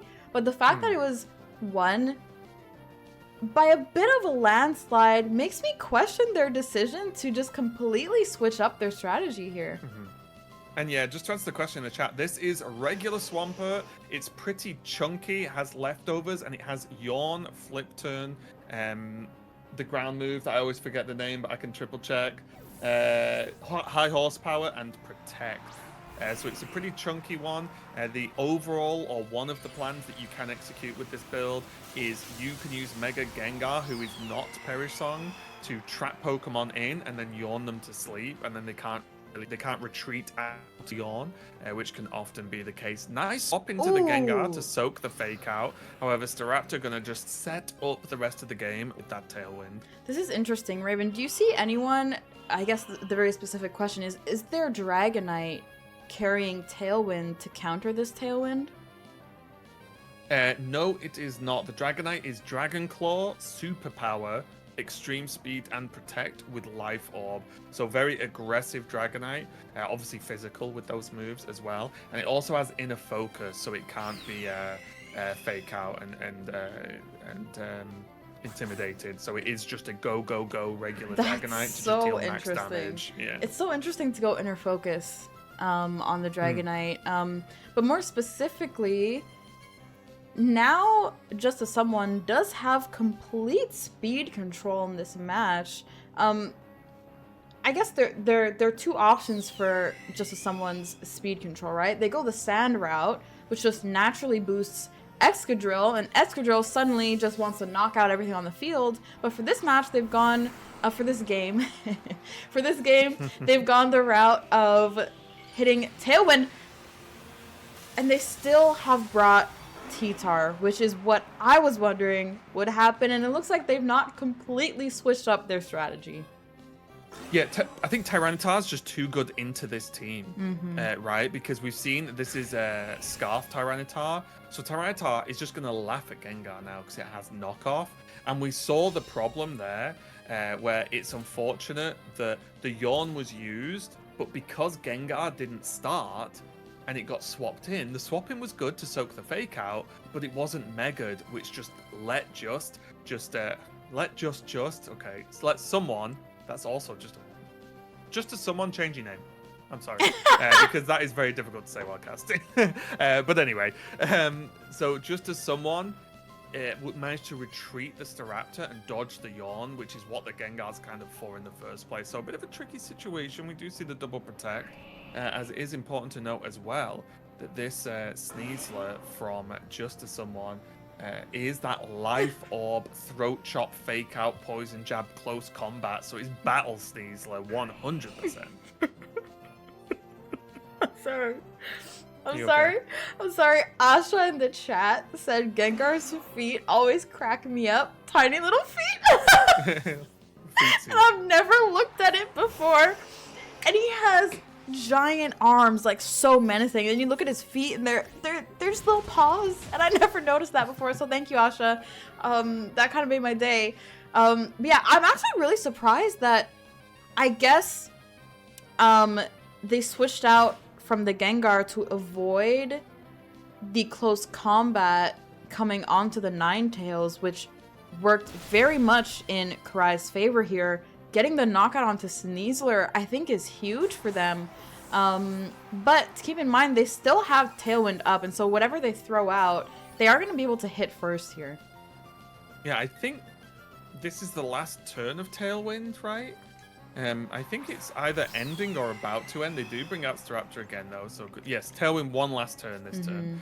So yeah, this is going to be tricky, and it wouldn't overly surprise me to see the Tyranitar potentially defended here and pulled back, because if Tyranitar's alive, Gengar's just not a threat, right? That's how I would view it anyway. And it's like, use everything else to deal with the other stuff, and then Tyranitar can be saved for the likes of Gengar. So it wouldn't surprise me to see a retreat. Staraptor could also protect and set up Tailwind again next turn, again, just to keep that one step ahead of Gengar, potentially, and some of the other Pokemon too. Yeah, Raven, can you explain, definitely not for me, it's definitely for the viewers, right? But could you possibly find it in your heart to explain why Tyranitar counters Gengar?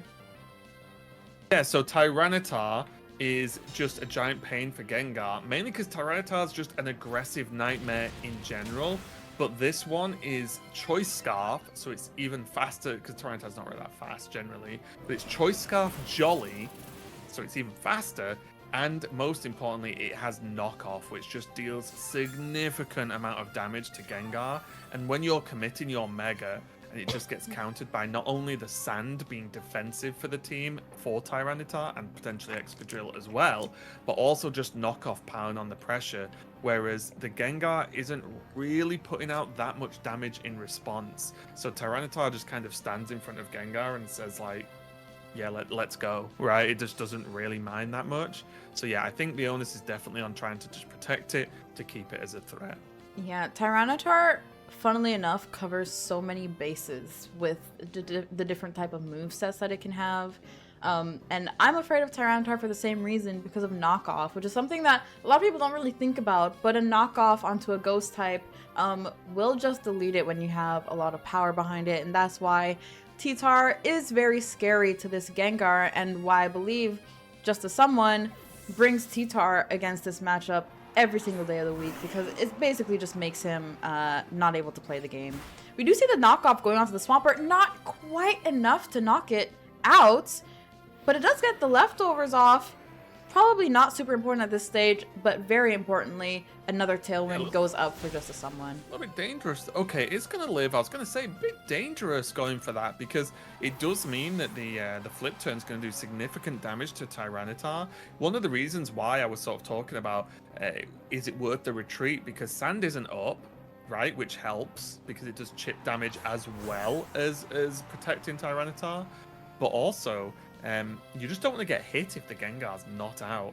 And yeah, Tyranitar's super strong. Luckily, it's kept in check by the fact that like an ant could hit it with a close combat and it would fall over and die. Right. So there's one thing that keeps Tyranitar in check, is it's like quad fighting weakness. But still, this Sneasler going to be putting out another threat. Well, speaking of an ant with a fighting move, we've got our favorite Sneaseltron out here, who does have the close combat threat. The Gengar lives the knockoff. Right?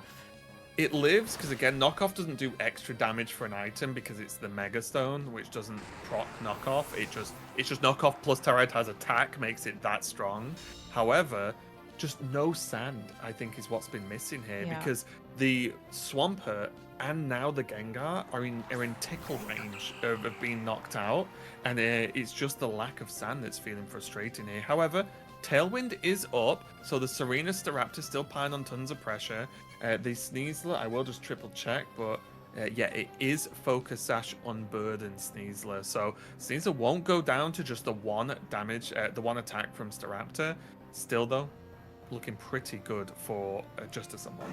Yeah, I was gonna say, Just As Someone still in a great position, even though half of their team is kind of on life support, just because they do have the ever-present speed control with Staraptor still alive, and so obviously they're gonna try to maybe mitigate some of those turns here, but at the end of the day, this looks like quite an easy and simple pickup for Just As Someone, considering the speed control.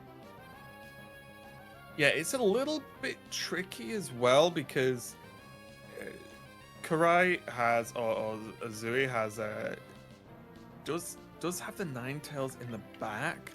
It's just finding the room to actually knock out this Staraptor, I think, is the problem. Is that just that they might struggle to actually just get the attack on the Staraptor, because as you said, there's one turn of Tailwind now they can't protect through. Well, they could try, I guess. And then even if they live or they swap or whatever to soak damage, next turn the Staraptor could Tailwind. It does get knocked out, but by that time, does Serena just clean up? It's a weirdly tricky one. So we see the Gengar get retreated. Yeah, I think switching out of Gengar here into Ninetales is just so smart, because you're basically making sure that Ninetales doesn't eat a close combat, which is something that you don't want the Ninetales to eat, right? And so having both of those on the same team is really smart.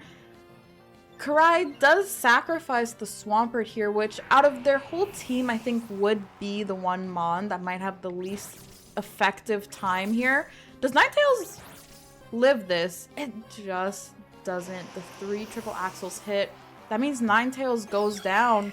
And the Gengar is going to have to work really hard here. Tailwind does go down. But I'll expect it to go up pretty quickly. This was pretty smart, though, because they basically decided that if the Sneasler Gengar was better out of Tailwind than Swampert Ninetales was going to be. So, which is reasonable, right? Like, that's not anything that's too crazy at all. It's just, is it going to be good enough? I am just triple checking it.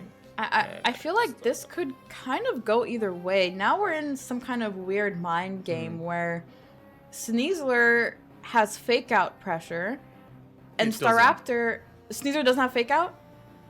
No, Serena stops fake out, right?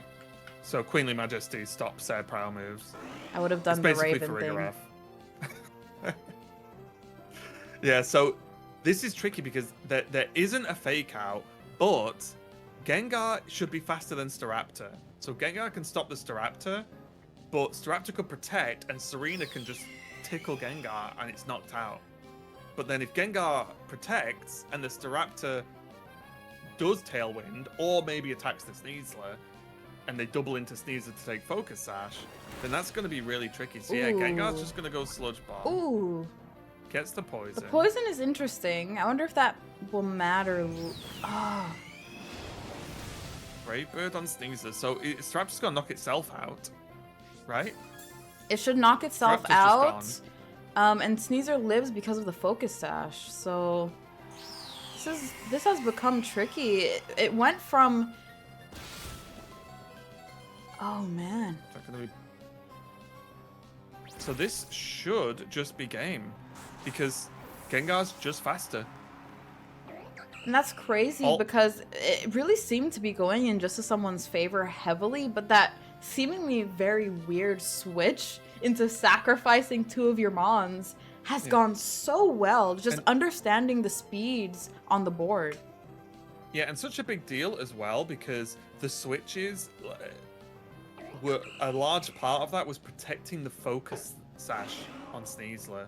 Because with the fast Gengar and the Sneasler out, effectively there had to be 3 attacks because there was no spread moves available. So there would effectively needed to be 3 attacks, which obviously can't happen, right? So Karai knew that one something's attacking, right? There's an attack getting off, no problem. So yeah, with the Brave Bird going down, it is going to be tricky. I think I would have liked, and maybe that's too adventurous, maybe it wouldn't have worked out and easy for me to say, but it would have been interesting to like Brave Bird the Gengar, because you don't knock out the Sneasler, fine, but if you knock out the Sneasler and Gengar attacks you, you're in this situation, right? Where you can't do anything because Gengar's simply faster. Whereas if you knock out the Gengar with a Brave Bird, then you don't take much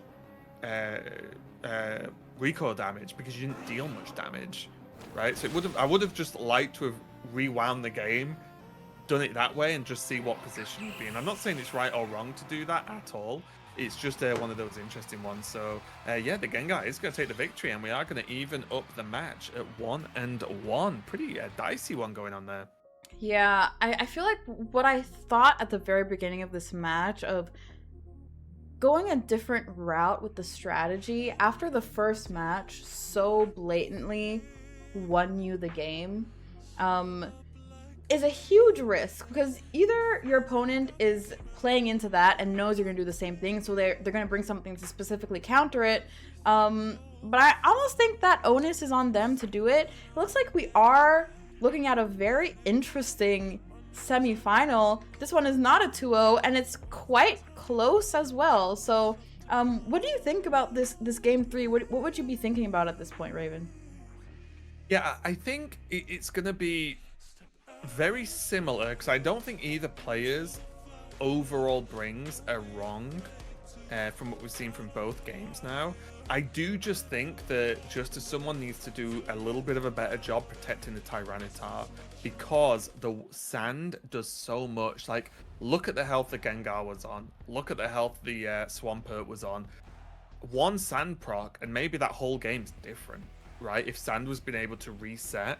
And I think it's kind of interesting because although you can always pick different things, I don't think Kurai here can not take Ninetales, because they need to be able to turn sand off, right? Because Tyranitar is such a threat. So I think those two are locked in. Staraptor's almost certainly locked in. And I don't think my low tick does enough relevant to be brought. So it is interesting. The only thing I could think of is if Excadrill makes an appearance, but I do just think that the sort of routes both players went for, although slightly different in the game, each game, were pretty reasonable based on the matchups here. I agree. It just depends on how it's about to get played. We are jumping into game 3 from our last semifinal match, and we're gonna see what these players do the same or do differently. It looks like, as you said, they are gonna go with the Ninetales, which I agree is quite instrumental in this matchup just for the weather control, but it also has some quite good type advantages here. They must be so stressed. There's definitely a lot happening where players are most definitely thinking about a lot of things at once, like being live on stream in front of all of you guys, trying to bring out the win. Looking forward to the mind games here, though, because last game the fake out went onto the Ninetales. The Ninetales was retreated into Gengar, so the fake out whiffed. I think that was game 2. And that's the sort of fun of best of 3, is these evolutions. You're playing like a longer drawn out game. This time, the Sneasler locks in the fake out again, but maybe Kurai thought, oh, they think I'm going to switch, so I won't switch, and has paid the price. The Ninetales taking a decent chunk of damage, but also the Tailwind going up pretty easily. High horsepower going onto the Sneasler, bringing it pretty low, but not knocking it out. So both players getting decent hits here, but now with the Tailwind, the whole game's up for grabs here for Justice Someone. Yeah, if I was Kurai, I would have thought about trying to get speed control, because that's what made the win a little bit dicey, that they had to play some crazy things to work around in this last match, was that they couldn't have speed control with this Staraptor. And so if I was Kurai, I'd be thinking about ways to knock that out of play. Justice Someone, is Justice Someone Sneasler sashed, Raven? Do you know? It is not, it's Life Orb. Life Orb, okay. Yeah, it's Life Orb Jolly with Throat Chop, Fake Out, Poison Jab, and Close Combat, so no Protect either. We do see the Gengar switch, no doubt trying to soak some kind of Close Combat. That is something that I think was going to try and be very vital here for Kurai. The classic Gengar Curse, but I used to play a lot of Gengar non-Mega, and Curse Body used to proc left, right, and center, and I loved it. But I do think swapping Gengar in is huge, because Staraptor and Sneasler, well known for their close combats. And I do think a big chunk of this gameplay from Kurai's side is to try and keep the Staraptor contained and don't let it get close combat off enough. Because if it does, then its defenses are going to be really high, and that's going to be really tricky to deal with. So we see Swampert drop the Yawn, and now it's going to be questions to see if the Staraptor's going to retreat or not, because this Gengar isn't Mega'd yet. Yeah, it's not Mega'd. This is the turn, I believe, that Tailwind goes down. Am I right? There's one turn left. Yeah, I think this is next turn. So there's one more turn of Tailwind to play, and then it's gone. Right. So I'd be thinking about, if I was just someone, I would be thinking about what Kurai's choices are going to be in terms of switches after what we saw last game, because Kurai clearly knows their way around speeds, and knows when to get the switches in to work around this Tailwind, which to me is the scariest thing if I'm Kurai, but Kurai clearly knows how to work around it. Yeah, and even to an extent, the Yawn helps with Tailwind, because if you Yawn, like we saw it on the Staraptor now, the Staraptor can attack this turn, that's fine. But if it does, then it's going to sleep and skip a turn, right? So then it's going to cause a problem. So forcing your opponent to switch out also burns some Tailwind. Oh, there's 2 turns, apologies. There's Tailwind for days. So this is going to be problematic. Tyranitar comes out now, and I imagine we're going to see some kind of attack onto the Swampert and Gengar left alone, because it's very likely Gengar's either going to swap or it's going to protect. Maybe the Ninetales comes in for the Gengar because, again, as I said, the Tyranitar is just such a threat, and I think might even one-shot the Gengar at that point on 76%. We'll see. Yeah, I mean, just as someone kind of needs to get this bird out of here because it is drowsy. We do see the switch. I want to see... Oh, Milotic does come out. Okay. That's a very interesting choice. Might actually work quite in just as someone's favor in this particular stage of the game. It is leftovers Milotic with Scald, Ice Beam, Recover, and Protect. So very... not defensive, obviously no Coil, no Muddy Water, no Hypnosis, but does have that Recover to maybe win some of these like slightly more drawn out games. Yeah, we see the knockoff, the big threat here to the Gengar going into the Protect. So just so someone knows that that's the big threat, goes for it, doesn't try to play around the Protect, and it does hit the Protect. Swampert also getting healed a little bit there, but noticeably, this sand is up this time, Raven, which you very astutely pointed out last time in the last game may have been quite a deciding factor in deciding the winner here. So this time, just as someone getting the sand up, which maybe we might see Karai throwing in Ninetales to offset it. Yeah, honestly, if I was just someone here, I would genuinely consider retreating the Tyranitar and potentially scalding the Swampert slot or something like that, because it's so likely that Ninetales is being swapped in for this Gengar, or their fourth is, but if their fourth is probably Sneasler, so you could break the Focus Sash on Karai's Sneasler as well. So maybe target the Gengar slot with Milotic, retreat the Tyranitar, get Staraptor back in, and go from there. That's what I would look at anyway, because this Gengar is not standing in front of a Tyranitar, and then you get to control the weather once again. Did just go for the knockoff, it's fine, but this just lets Tyranitar get hit, and I don't know if there was like a giant need to. Yeah, the double into Sneasler. Ooh, nice burn though. Do you know if that's enough with the sand to knock it out end of turn? It could be, yeah, I think it might be actually, yeah. Tyranitar going to take a bit of a hit?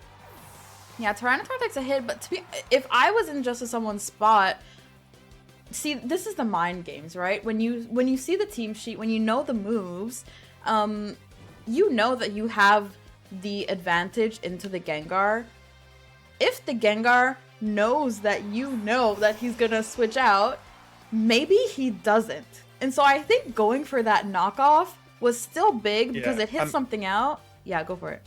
I was going to say, I'm also being dumb because obviously he can't retreat the Tyranitar, so it's about where he's got to aim the attacks because Gengar's in, right? It's Shadow Tag. So it's me being stupid. I'm going to use the excuse that I'm dumb and it's late. So that's what I'm going for. But yeah, it was just more about where you putting the attacks in. Maybe it was better to target the Swampert. So yeah, just forget what I said about the retreated. It's me being very, very silly. And it's effectively like I do every day, which is trying to fake out a Farigiraf. That's my one time, and I've taken it. Yeah, once a day. That's my once a day. I'm taking it, so it's gone now. I will allow it, and you will still be hired for the next Moonball Cup.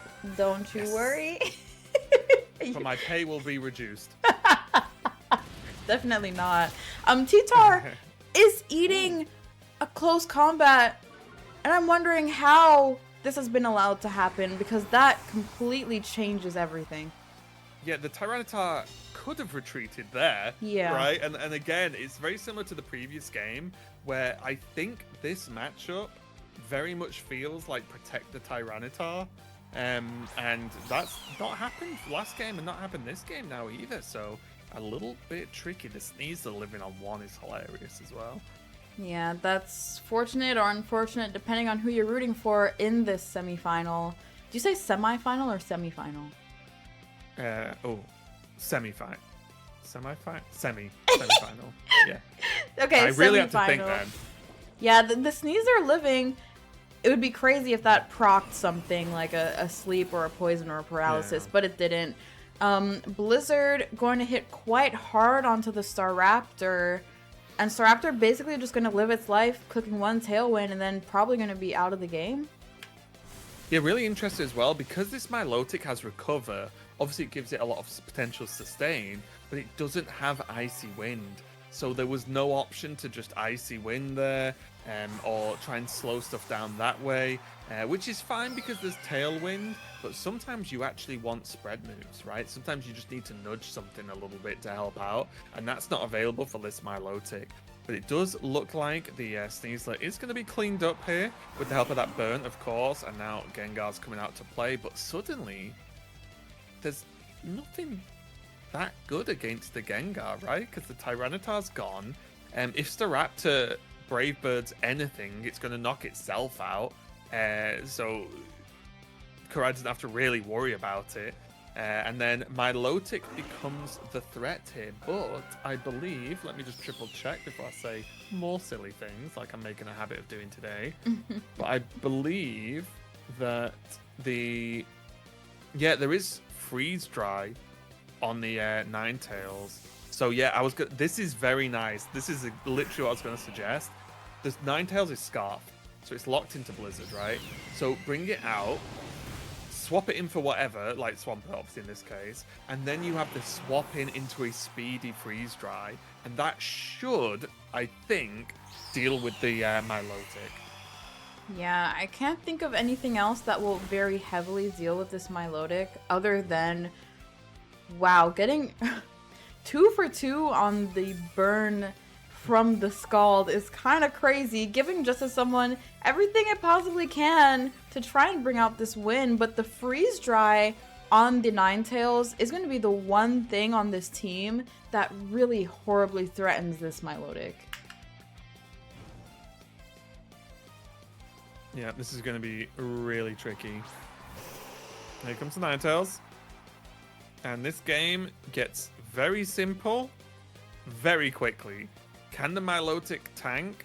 Is the Milotic faster? Because Tailwind is up, but Ninetales has Scarf, but Milotic's quite slow, and Ninetales is fast. Yeah, there you go. We're gonna see how much damage this comes. Only 53. Wow.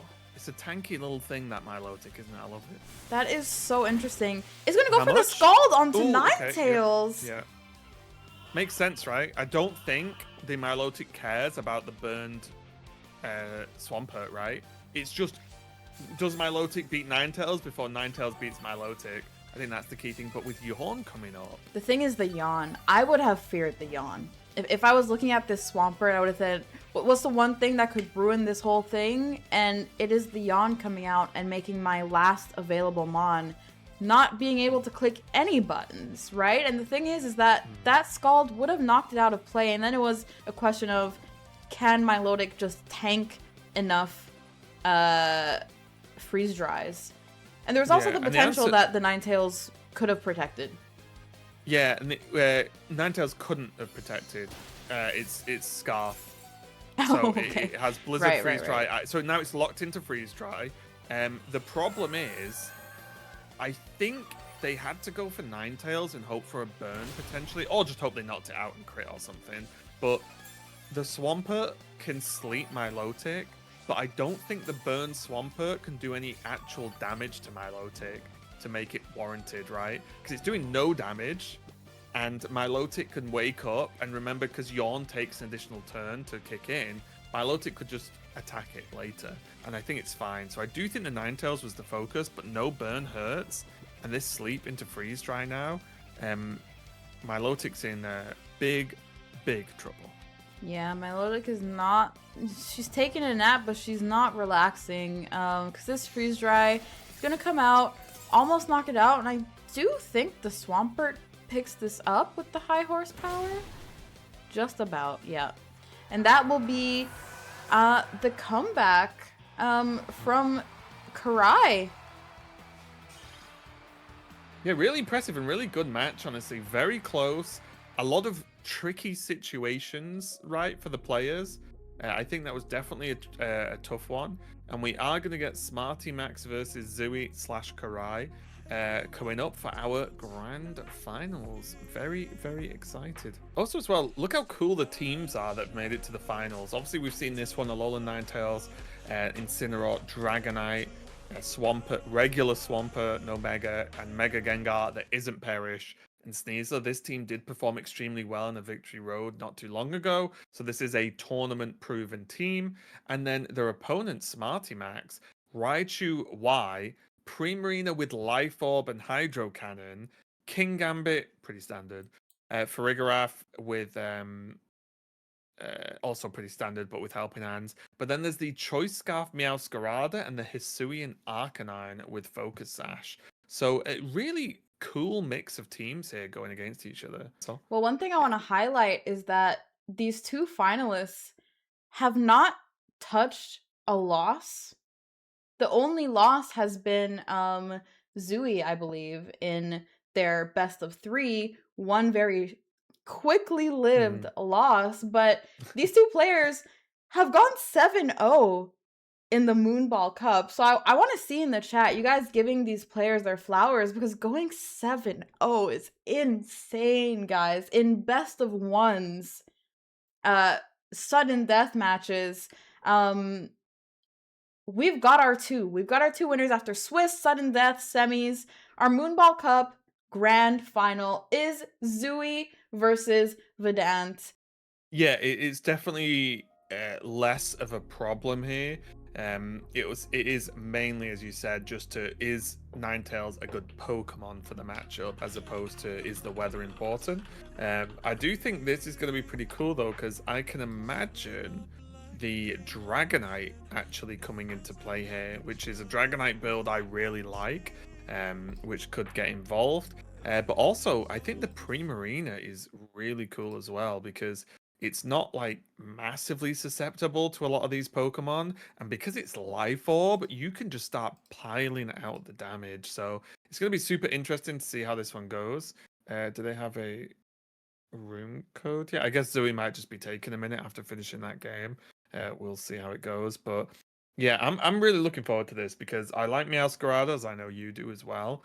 And there's definitely some cool options here, because Gengar is fast, like Dragonite's fairly fast, Sneasler's fast, Alolan Ninetales fast.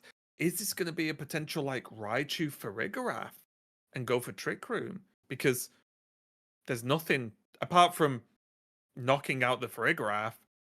There's nothing that the other team can do about it, right? Like they have to just try and knock it out and hope. Because if you look, so much of their team is fast, and the stuff that's slow, you just deal with, right? Like Swampert, great, who cares? So it'll be very interesting to see where they go here.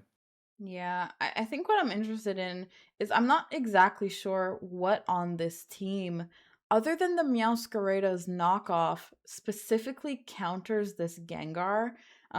We've not seen, I don't think yet in the tournament, the substitute come out from the Gengar, so I'd be interested in seeing that tech if it needs to be taken out. But the one thing that I think is super interesting is the Zap Cannon on Raichu being able to nuke some of Gengar's speed. If you get that paralysis onto Gengar at the start of the match, it kind of really puts Gengar in a weird position, where one of the main reasons why Gengar is so strong is because he hits hard and he hits fast. And so that can be a pretty big deciding factor there, I think. Yeah, if you look at it, actually, this team's good against Gengar, because there's fast knockoff on Meowscarada, there's King Gambit that exists, right, for Sucker Punch or Kowtow, and there's the Farigiraf has Psychic, which is also good against Gengar. So there's actually a decent spread. And as you quite rightly said, if you Zap Cannon the Gengar, one of Gengar's most powerful effects, its speed, just goes away, right? So yeah, I think for me personally, I think I'd rather be this team than the Gengar team. Because I just think there's just a lot of good tools here. It's just going to be interesting to see which ones are picked up, because it's one of those where, well, if like you've got 5 good Pokemon into the team, well, you're only picking 4, right? So which 4 are you picking, and which one's going to give you the little bit of an edge, and then how the best stuff goes from there. So pretty interesting. Looks like we do have a room code, just so you know. Can we get some love for the finals, please? Let's see your best dancing emotes in the chat. Also, while the question's been asked, Moon can tell me if I'm saying anything wrong here. Uh-oh. But who's going to watch Worlds next week? Well, I believe me and Moon are on stream is the plan. So, yeah, as long as that plan's being held, Moon, your choice, of course. But, yeah, I believe we're going to be at least watching chunks of it on stream. We absolutely will be. And I might have some pretty good news about that, too, Raven. I've got the same. Really? Yeah. Yeah. Stay tuned if you like the vibes. This deadly duo will be back. But guys, this is it. One last set. We do have our finals. Good luck to both of our finalists here. We're about to jump into game one. And I'm excited. Raven, how are you feeling? Are you excited? Oh yeah, it's going to be a great finals. Like I said, this matchup is interesting. I do think that Verdant has got the edge, at least in my opinion. I would rather be Verdant here than Kurai in terms of just team makeup. I think I would really like to see the Dragonite come out to play here, but we'll see. Just because it's so aggressive and it does like Life Orb Dragonite with extreme speed is disgusting. Like if you've not tried it, go and try it now. Well, after the stream actually. So it does so much damage, and it's priority +2. It's brutal, and Dragonite's pretty tanky as is. So I would like to see the Dragonite come out, but I just think Verdant has a lot of good options with this team. Like, not really afraid of anything. If it's fearing Incineroar, there's King Gambit, and there's Farigiraf to stop Fake Out. Same with Sneasler. With Sneasler, there's Psychic from Farigiraf as well. There's just so many good tools to pick. Like, I just think it's going to be an uphill climb for Kurai. But let's see. Stranger things have happened. Stranger things have happened indeed. We are jumping into the match. We get to see the Dragonite right out the gate, as you called, Raven. But here's the thing is we have a Meowscarada on the board. I played Meowscarada earlier today. Went for a triple axle into Dragonite, and it missed. Completely. So, yep, Verdant, I'm hoping for your sake that is not going to be the case again. As it was for me today, because I could not believe it. But yeah, triple axel, very powerful move, but does have a pesky habit of not either doing all three or, like me, missing the first one. Yeah, that's just a Raven thing. That's not going to happen here in the blessed Moonball Cup.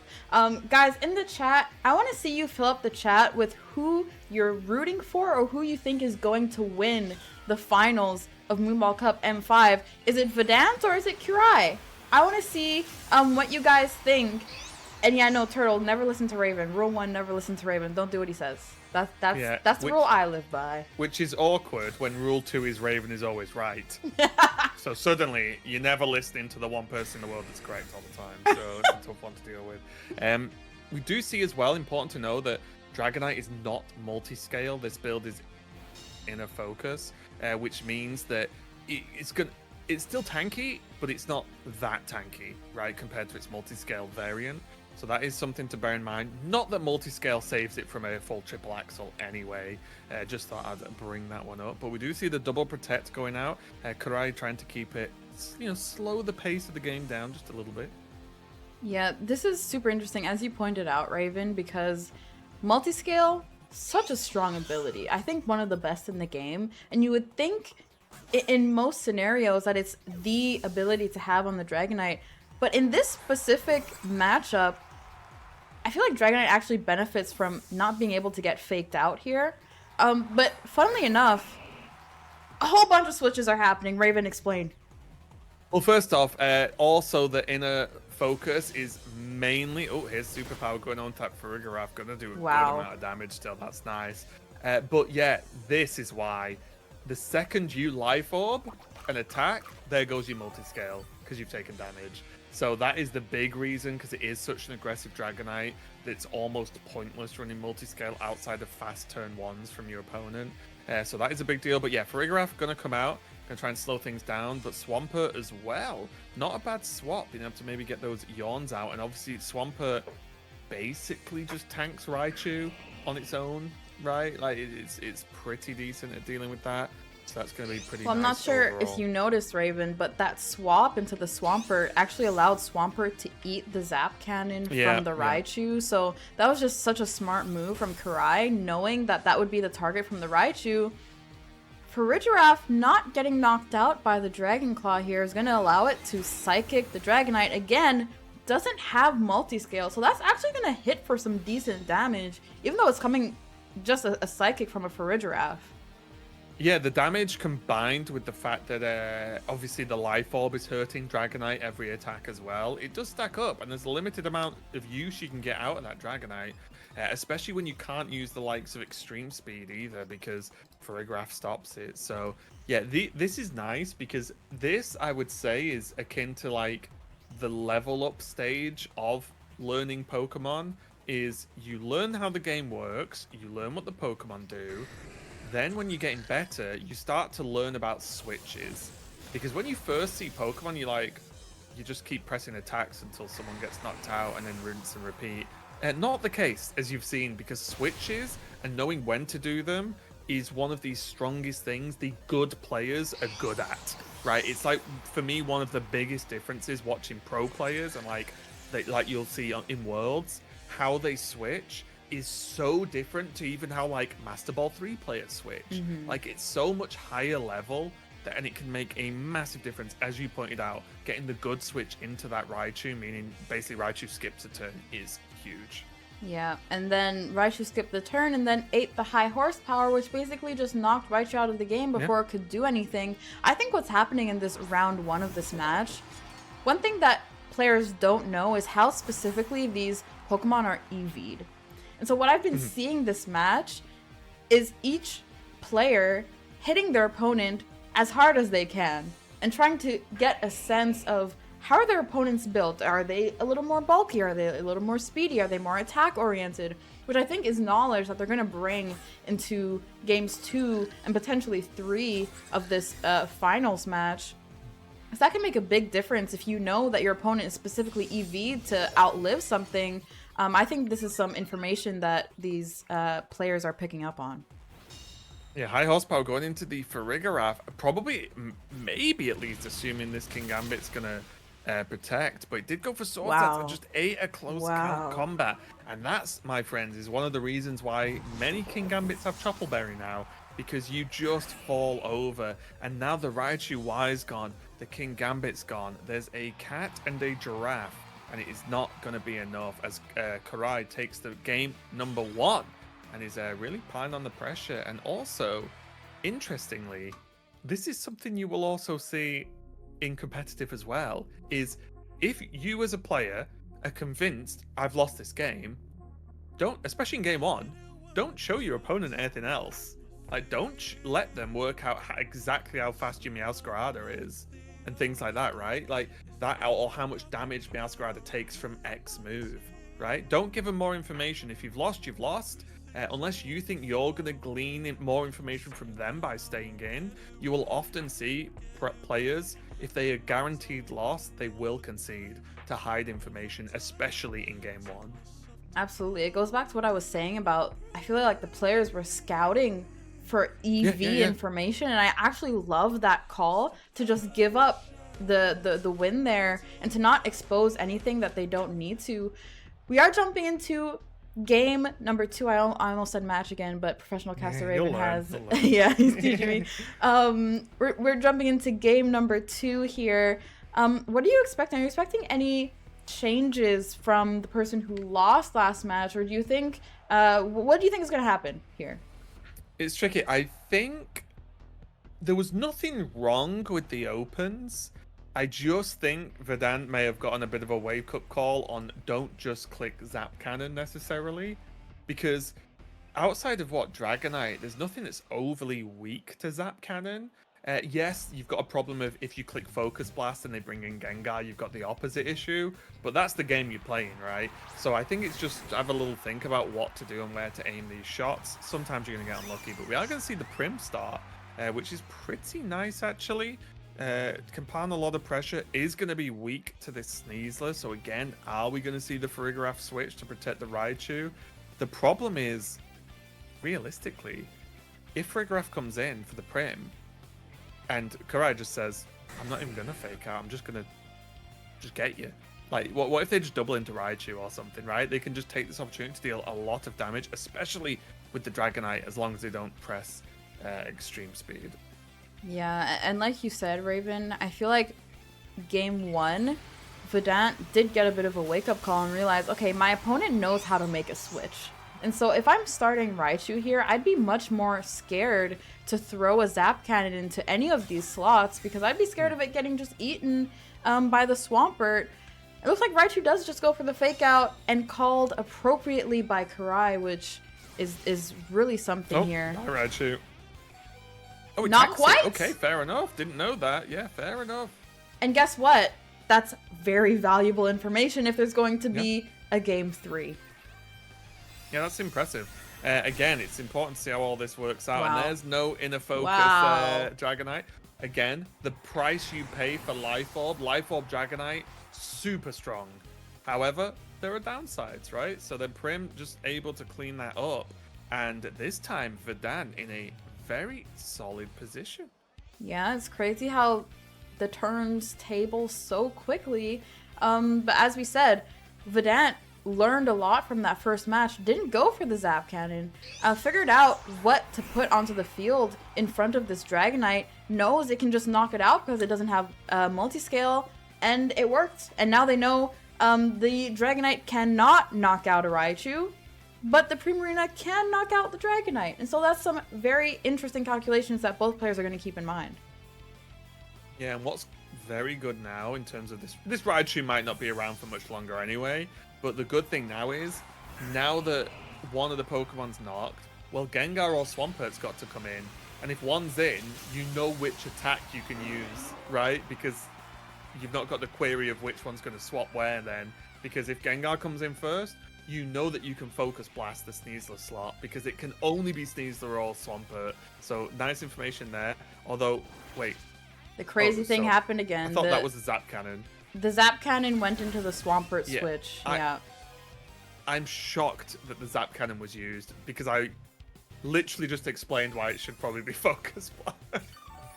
Yeah, difficult decision, obviously. Made the wrong one, which happens sometimes.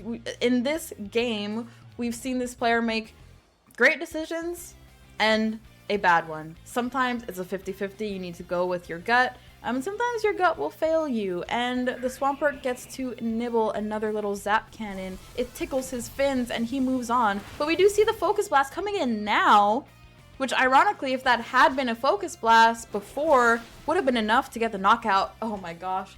And Gengar, what a scary lad. What a scary little lad. Gets the knockout onto Primarina with the Sludge Bomb. Flip turn, also going to be enough to get rid of this Raichu, and suddenly the turns have tabled again. Yeah, I actually think that the more I'm sort of seeing this play out, I'm actually wondering if Raichu's even the bring. I do think Verdant is in a tough spot in that he's only running 1 Mega. However, if you look at the rest of the team, it's pretty nice. And you're expecting Gengar Swampert because you run Raichu.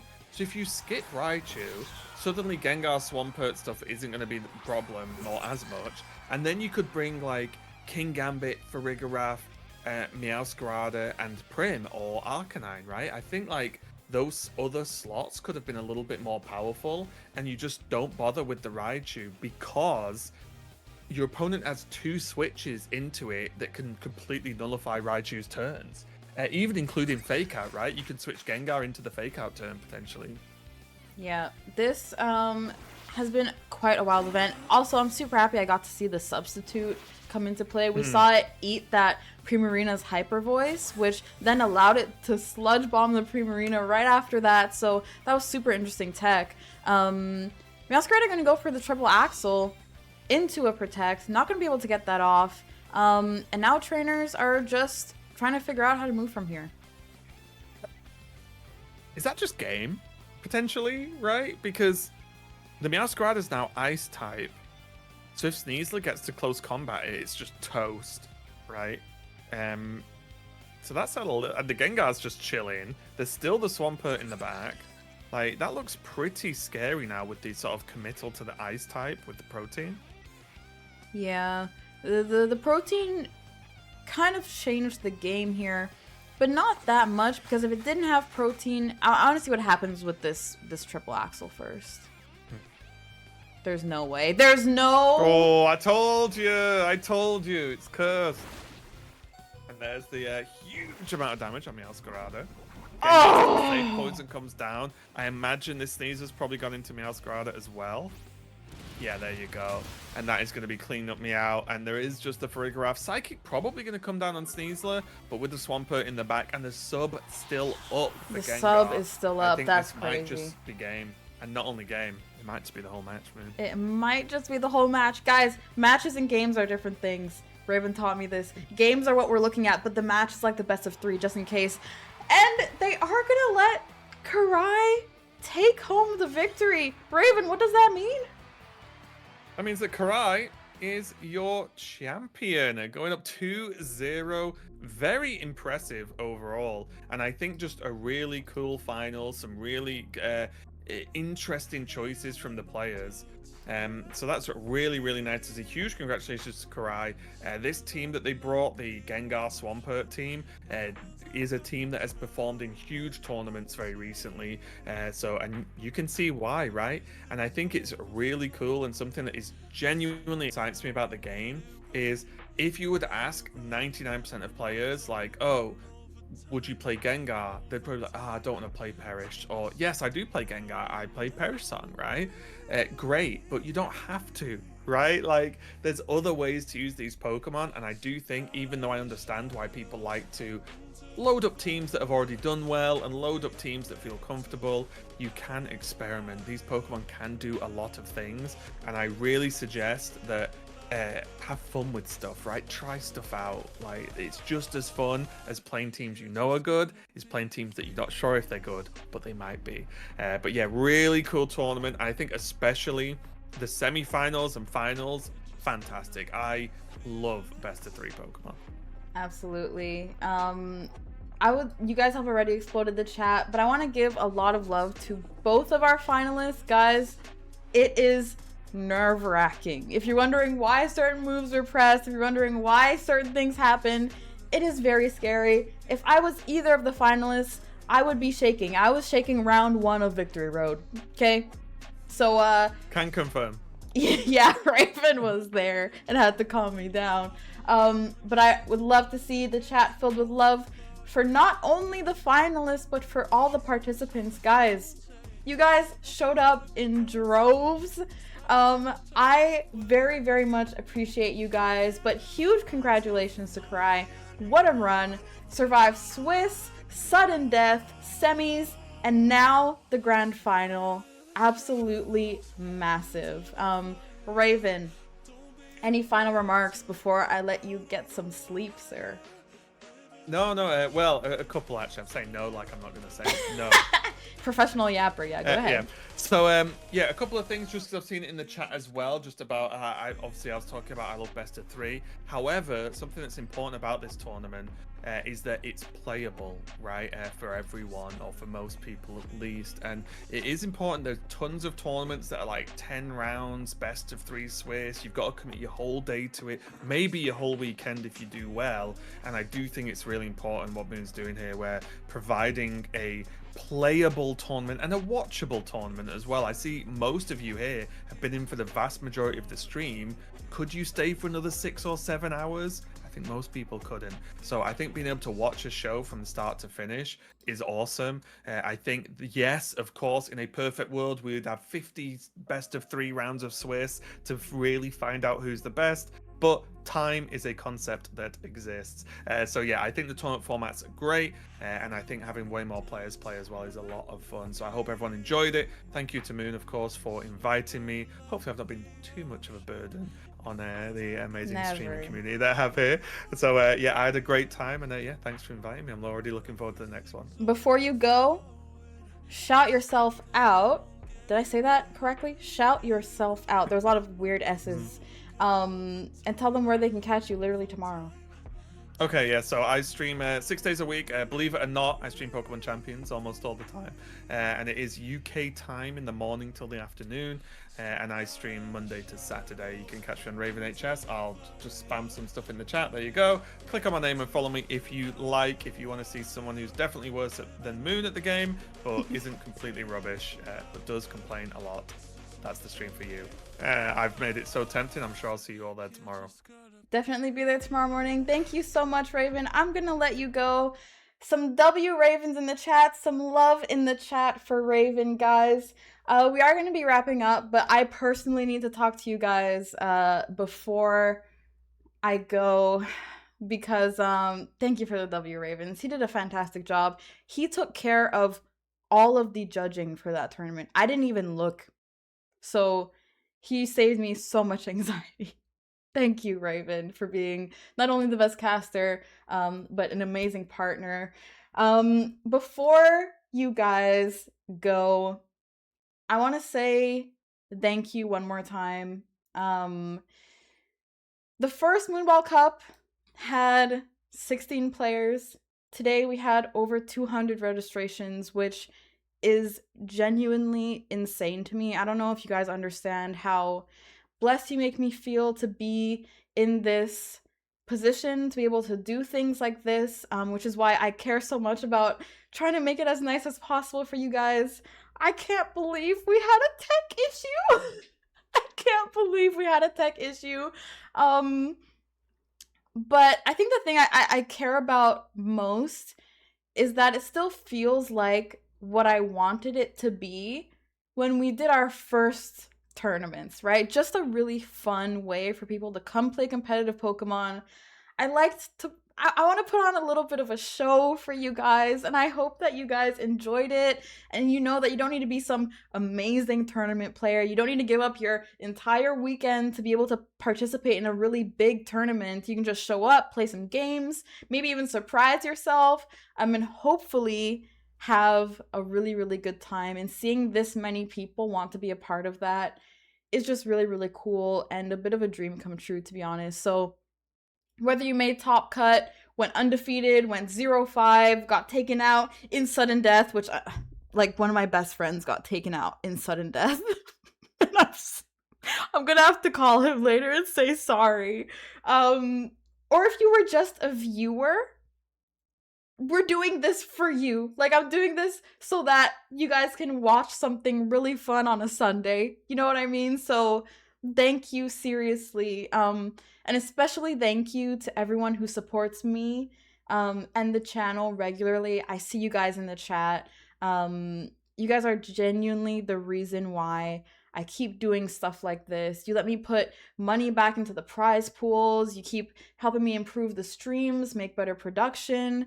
And it's just growing in a way that I could never have dreamt of. So thank you for letting me build these weird little things that make me so happy to do with and for you guys.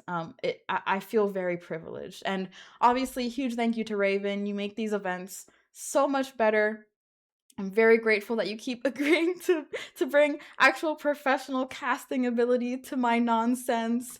But yeah, guys. And yes, Moonball Cup will be back, baby. My goal is to do one Moonball Cup every season if I can. Okay? I'd love for a new season to start, and then you guys are like, when's the Moonball Cup for this season? So that is the goal. That would be extremely cool. Also really bad for my sleep schedule, but mostly cool. But anyway, congratulations again to Karai, our Moonball Cup champion. Thank you to everybody who played. Thank you to everybody who watched. The viewers are the backbone of this community. Thank you to Raven. And if this was your first time hanging out with us, I really hope you stick around. The refuge is growing very quickly, but the whole idea behind it is still very simple. Let's play some Pokemon, let's be nice, have some fun, and let's keep learning and growing and just hanging out. That's really what I care about. And I really want to make your days better. So I hope I made your Sunday a little bit better. Thank you guys so much. I love you from the bottom of my heart. And I will see you guys very soon. We did it, gang. Much love. Catch you guys next time. Bye, everybody. Bye.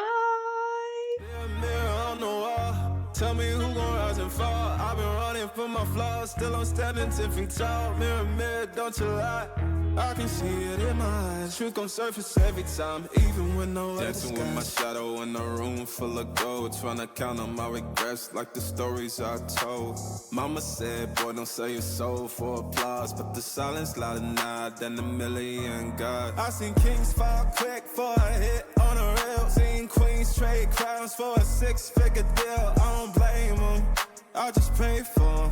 We all one mistake from the cage out of graveyard, living like a movie, but the credits never roll. They gon' crop you out the frame if you ever lose control. Talk truth, they call it hate, but the fake love louder than an 8. Every scar got a sermon in it, every L got a learning in it. I ain't perfect, I just pin it how I lived it. If the game rigged, then I still pivot. Mirror, mirror on the wall, tell me who gon' rise and fall. I've been running from my flaws, still I'm standing 10 feet tall. Mirror, mirror, don't you lie, I can see it in my eyes. Truth gon' surface every time, even when no mirror, mirror on the wall, tell me who gon' rise and fall. I've been running from my flaws, still I'm standing 10 feet tall. Mirror, mirror, don't you lie, I can see it in my eyes. Truth gon' surface every time, even when they want captions, not scriptures. They want clout, not pictures. They want pain and it filters, so I bleed through the pics like scriptures. You can't cancel what's already broken. You can't mute what's been outspoken. I spit truth with a chip on my shoulder, got trauma in my tongue and the world getting colder. Used to pray for a check, now I check on my spirit, cause the money don't echo when your soul ain't near. I see fake friends turn saints in the crisis, but they ghost real quick when the fame hit its highest. Still I ride for my day ones,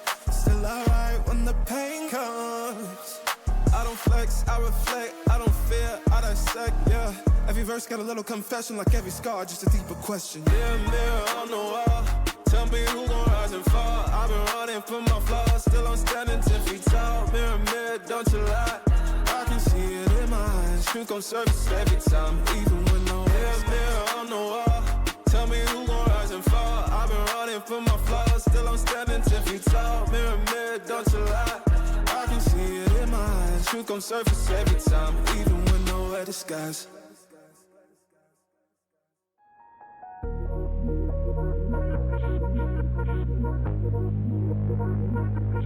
Hate it when my doubts and my fears swell up like the ocean.